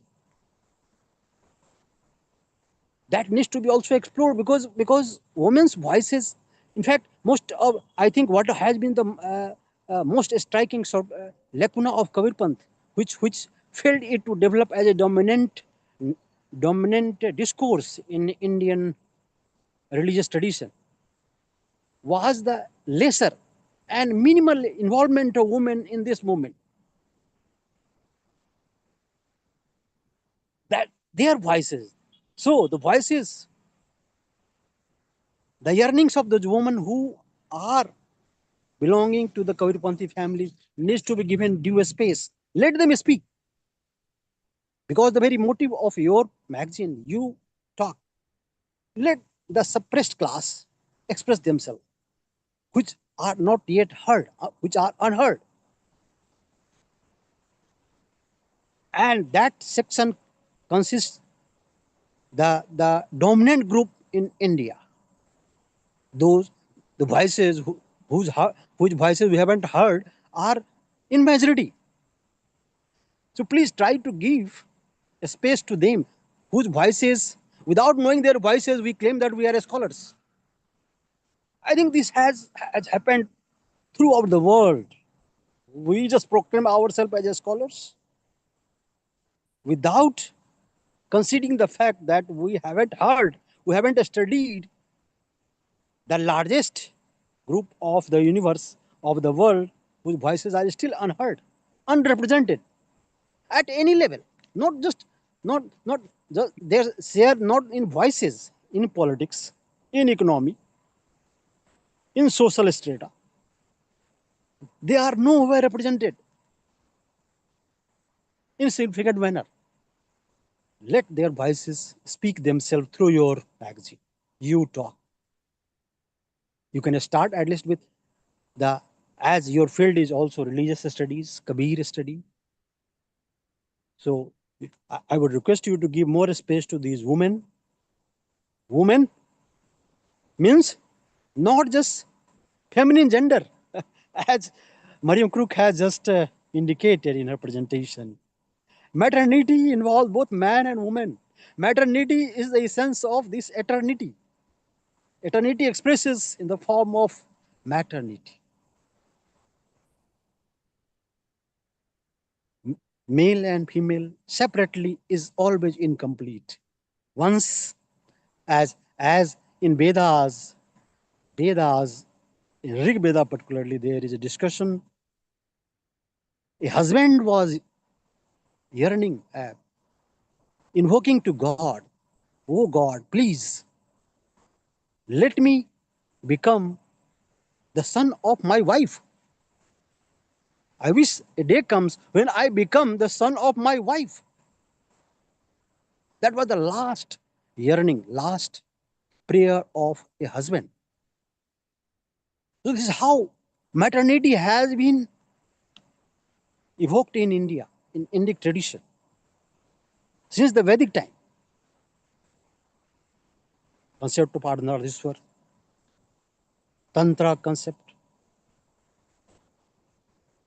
Sufi concept. Sufi love is feminine. Devotional love, bhakti tradition, Sant tradition is feminine, is maternal.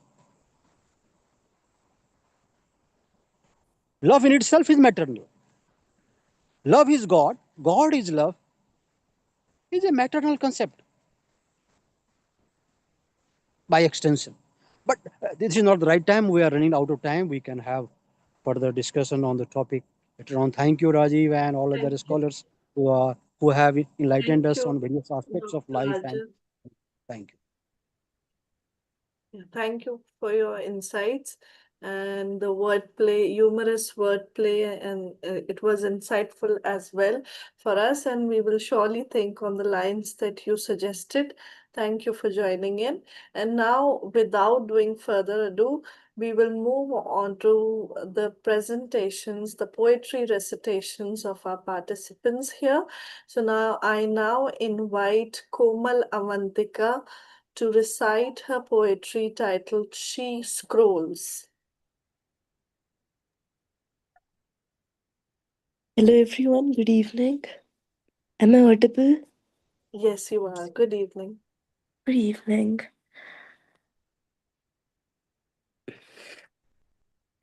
Hello everyone, good evening. My name is Komal Avantika and I'm a woman of a 21st century, feeling free in the society that was built by strong, powerful women that lived before me. I live under your umbrella and I enjoy the fruit of your rebellion, protests, and intelligence. I too belong to Generation Z. Living in Generation Z has its own downsides. And this is the thing that I've been facing as a woman living in the 21st century and as a Gen Z. The title of my poem is She Scrolls Through. She scrolls through where the first reel tells her that her body is a temple. The next, they tell her to carve. Next, they share the recipe of the food she loves. Next, how long she'll have to fast.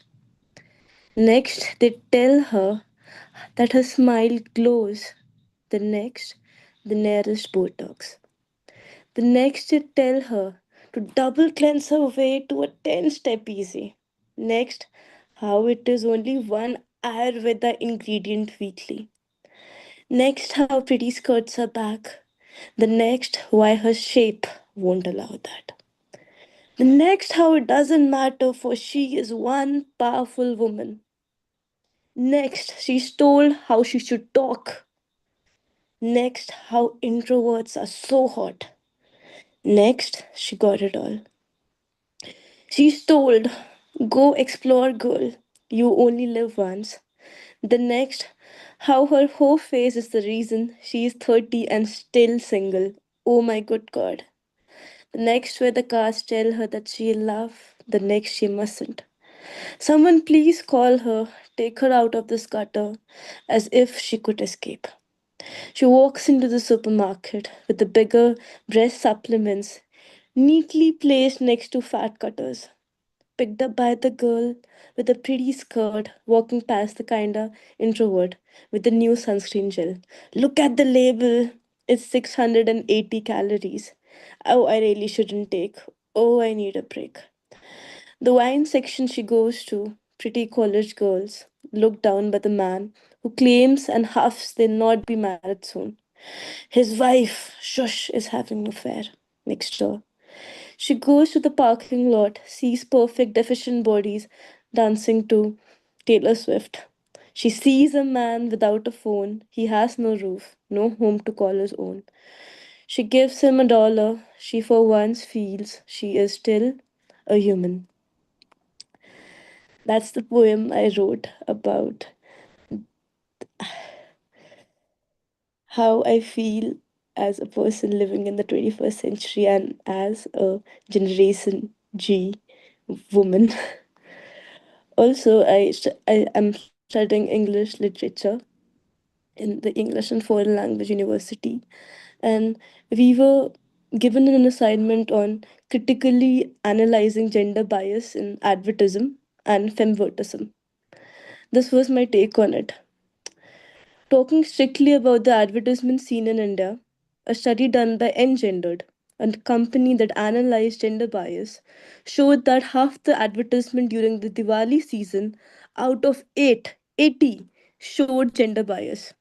Women can be seen happily involving themselves in chores that mainly included feeding, cooking food, or using electrical appliances.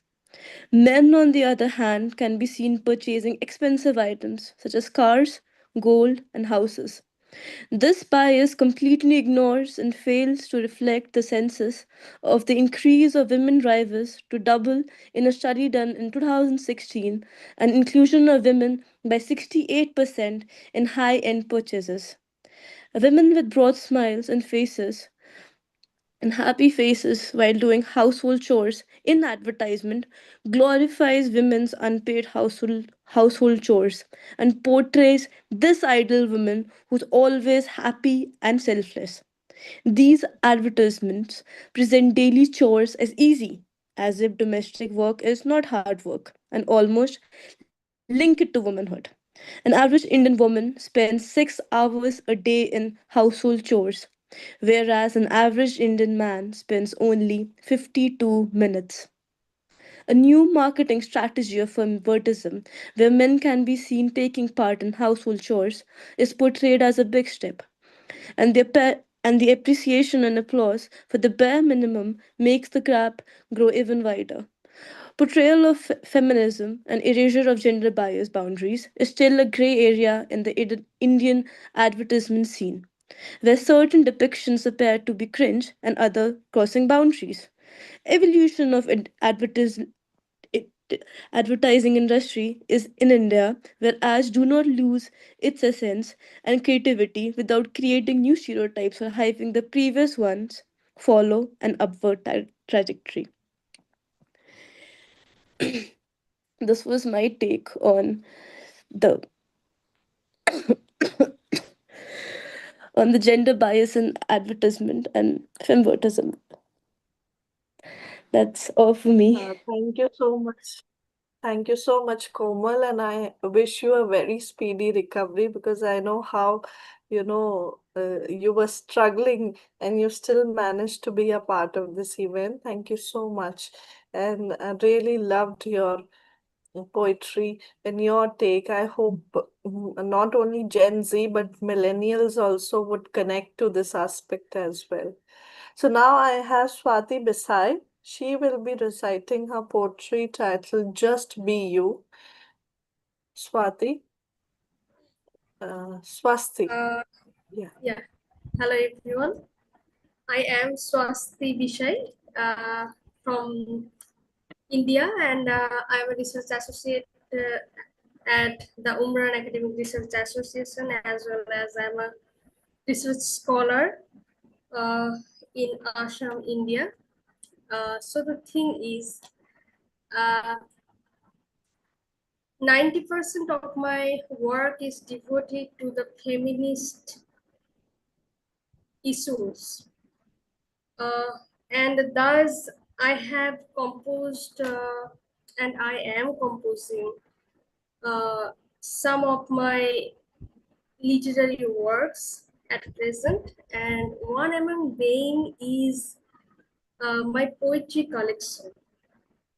So before telling about that, let me tell you that women and poetry share a profound, evolving relationship that stretches across history, culture, and language. Women's experiences, both as subject and creators, have significantly shaped poetic traditions.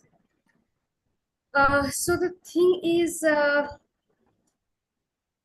my poetry collection is devoted to the women issues, especially to those who are tortured, who are molested, who are raped, how they're spending their life, and how they are getting back to their life.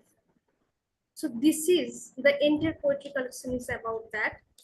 And the name of my poetry collection is Silent Ashes. So now let me recite my poetry.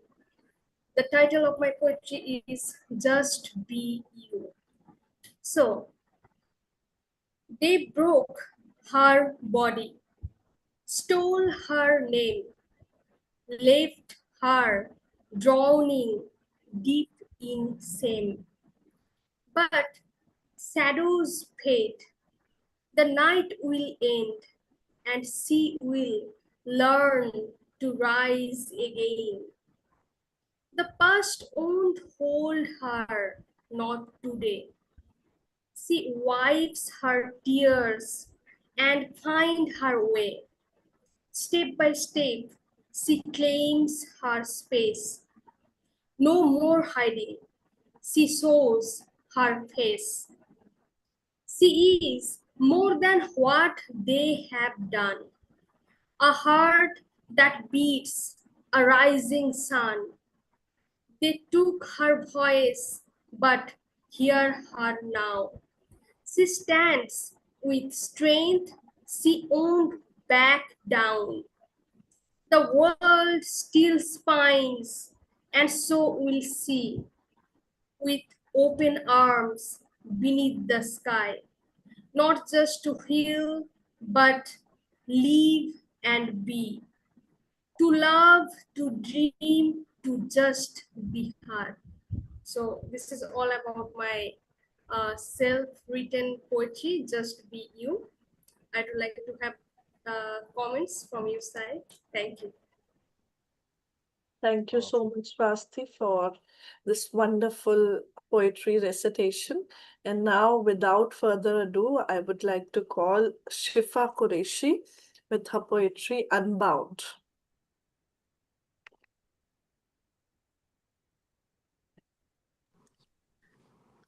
Good evening to one and all present here. My name is Shifa Qureshi. I'm a student of class 12th from Kashmir, and I'm really honored to be a part of this session today. I'm really interested in literature, tasawwuf, and the graceful art of calligraphy. And today, I would like to recite a poem in front of you all that I have composed, and it's titled Unbound. It goes like this. She was not born to silence or chains, nor to bear the weight of nameless pains. She rises where the sky meets flame, not asking pity, not seeking fame. In books, in labs, in courts she stands, with steady voice and open hands. Not just a shadow in history's scroll, but the writer, the maker, the beating soul. She breaks the mold they placed her in, refuses shame, unlearns their sin. no longer told what she can't be. She charts her course, she claims the sea. She's the mother, the daughter, the friend. She is the mother, the daughter, the friend. It's a force no fear can ever bend. Her dreams are wings, her voice a spark. She lights her path through every dark. So here she stands, strong, unafraid, no longer hidden, no longer swayed. This is her time, her truth, her way, 1,000 dawns in one new day. So this is what I have written about the empowerment of women. And I believe women empowerment is not just a concept, it's a movement, it's a force that has challenged the centuries of silence, I believe. And so this was a sort of tribute to the women, to the strength, the courage, and the unshakable will of women who carry their lives with grace and grit. Thank you so much. Thank you so much, Shifa, for such a powerful presentation. And now we have Dr. Insha Qayyum presenting her poetry titled The Art of Killing Desires. Over to you, Insha.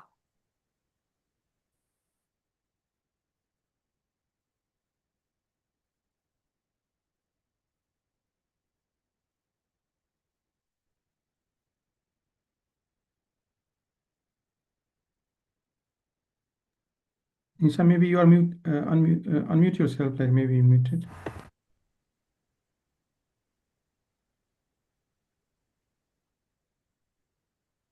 Okay, thank you, Rajiv. On behalf of Umran Academic Research Association, I would like to thank all of our guests for making it to the event despite their busy schedule. I am thankful to Professor Naseem Shifai. I know it's too late in India. I am so thankful that you are here with us till the end of the program. So, the title of my poem is On Art of Killing Desires. And the poem reads as: grooming the hollow spaces, wiping cups, plates, and stains on soul, soaking choked dreams with stenching shirts, shorts, and socks, sweeping dirt under the rug of unfulfilled desires. Alone, she thinks of those who seemingly fly among her kind, and soon she slips in one such mind.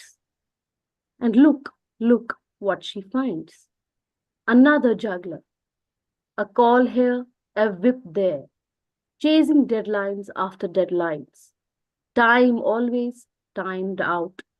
A minute with a weeping child, and next at the kitchen sink. An abusive husband yelling for shoes. A life fragmented, a being tattered, living, giving, and loving all at once. A tug, and she comes back to her home, to her senses, and to herself as a woman who now recognizes the meaning of her being, be it a slave or seemingly free. Both are skilled, both artists, possessing the art of killing desires for him, for her, for them, for all. Thank you so much.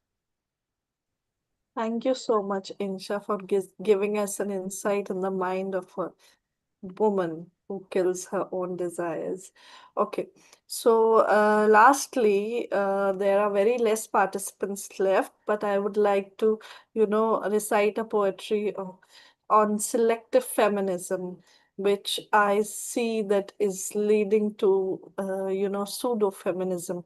It uplifts women in boardrooms and spacesuits, yet ignores those under occupation, those wearing hijab by choice, or those who are really struggling. This poem is a satire on that hypocrisy, a critique of feminism that sees freedom only through filtered lenses. So, selective sisters, this is to you. They cheered when she ascended into stars aboard a rocket painted pink and proud. Empowered, cried the headlines, glinting bold, while mothers clawed through the rubble in the dust. A daughter clutches cloth to stem the blood. But she's no symbol draped in glamour's light. No billboard speaks her name in neon gloss.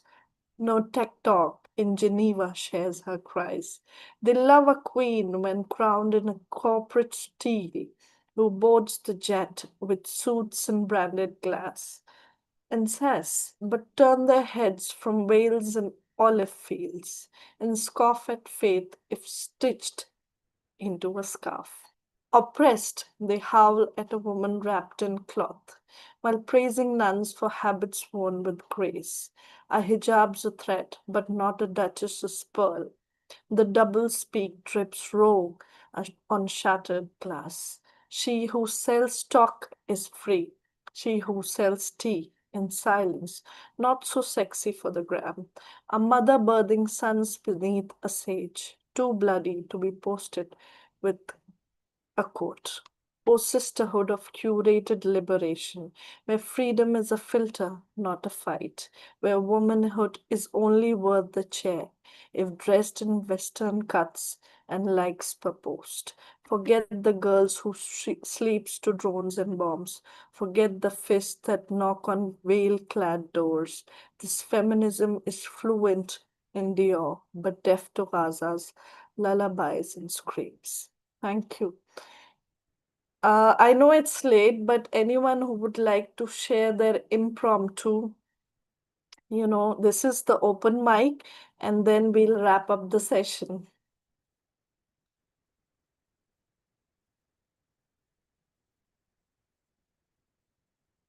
No? Okay, great. So as we come close, let us take a moment to reflect on what we've heard here. I thank everyone for joining in, for staying us till the end, especially Dr. Ajit Kumar Jha and Professor Naseem Shafe. I know it's very, very late in India, and on behalf of Umran Mahila Manch, thank you for your presence, your stories, your voices, and we hope this gathering nourished something within us. Please, feel free to stay connected with us, and our circle is always open. So thank you for joining in, everyone. Thank you very much. Thank you. Thank you. Thank you so much, Professor Shafai. Thank you. I'm truly indebted because you took out this time and it's too late. I'm so sorry for keeping you hanging for such a long time. But it was really, really wonderful to have you here. And you will be delighted to know that I am planning to work on your poetry. And Professor Miriam Cooke and Raji, both of them are helping me in shaping that proposal. So thank you. Thank you for being there. Thank you for being my inspiration. She's muted. Ma'am, you're muted.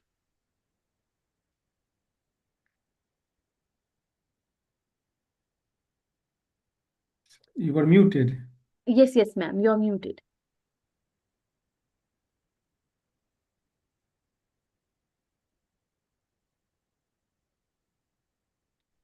Mic is muted, your mic. Your speaker.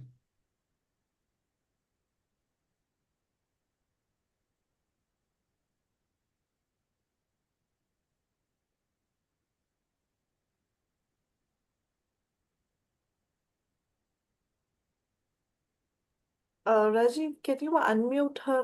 Like, do you have the option? हो गया हाँ now जी now. जी ma'am Yes. इतना तो मैंने आज सीख ही लिया. This is the achievement. Great. मैं सिर्फ ये चलाती हूँ.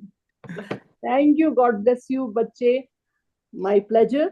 और मुझे बहुत अच्छा लगेगा आपको जब भी मेरी जरूरत होगी, कुछ ट्रांसलेशन चाहिए होंगे, कुछ लोगों ने किए हैं, कुछ बहुत अच्छे लोगों ने, मिसेस मट्टू ने किया हुआ है, काफी लोगों ने किया. मैं I am there. Thank you so much, ma'am. Thank you. Thank you. But where from are you, Ansha? Are you I am from yes ma'am, I'm from Srinagar. I have just completed my PhD in English from the University of Kashmir. Very good. I interviewed you for feminism in India while you were in England last year. Yes. अब याद Yes. आया, अब याद आया। Yes, yes, yes, हाँ, yes. ये आवाज जानी पहचानी लगती। जीते रहो राजीव जी। Thank you, ma'am. आप और सालिमा खान, बहुत अच्छा लगा आप लोगों से मिलके, बहुत अच्छा लगा। Thank thank you you so so much, much. हमें भी आपसे मिलके बहुत अच्छा लगा मैम। नहीं, मैं बहुत तेज बोलती हूँ मेरी जान, क्योंकि मैं 30 साल पढ़ाती रही। आप इतना आराम आराम से बात करते हो, इतना अच्छा लगता है कोई इतने आराम से बात करे। तो गिव माय मैं love, give my respect to everybody, जो प्रोफेसर कुक थे और वो मैरियम, तो उन सबको मेरा thank you so much. Thank thank you you very so much. Much. I'm working with Umran from past 4 or 5 years, ma'am. So मुझे अच्छा लगेगा कि अगर आप आगे भी हमारे प्रोग्राम्स में ऐसे ही पार्टिसिपेट करते रहेंगे। मैं जरूर It will करूंगी, be an लेकिन honor. आप लोग इतना लेट क्यों करते हो? I know that it is because international this Yes, timing. yes, I yes, think yes, this yes, is the reason. yes, yes. It was most primarily because of that. But हाँ, most of our programs take place mainly from 7:30 to 8:30. We wrap up between that. that is workable। But yeah, but today we had the Professor Miriam and Professor Bruce with us, हाँ, so we couldn't help ourselves. कोई बात नहीं, कोई So बात I'm really I really apologize for नहीं, नहीं, that नहीं जा, trouble. उसका ये नहीं है कि I am not still I am with मुझे पेस मेकर लगा है रिसेंटली, तो Oh God. मेरे लिए इतना जागना, अदरवाइज जिंदगी तो गुजर गई ऐसे ही बात करते करते। I myself मेरे दिल पे like दिल लग गया। I myself suggested not to stretch myself for too long. It is even difficult for me to, and Rajiv knows that, uh, because of some medications. But thank you so much. चलो बड़ी जान, Thank जीते you रहो, so much, जीते everybody. रहो। Thank you. Thank you so much. God bless. Thank you. I would especially like to thank Salima Khan. It was a wonderful program, Yes. and you did a very, very great job. I enjoyed it thoroughly. Thank you, Salima, for being such a great host. Thank you, everybody. Thank you so much, Irsha. Thank you very much, Dr. Ajit. Really, I mean, thank you very much for supporting the whole event also. Thank you, Rajiv, and thank you, Salima. I have never heard such hosts so patient, such good speakers, and Salima's poem I really enjoyed. So thanks very much again. Thank you. Good night. Thank you very much, and see you again. Thank you. Thank you. Yes, Thank you all very much, and good night. Good night. Good night, बच्चे. Good night, Prof.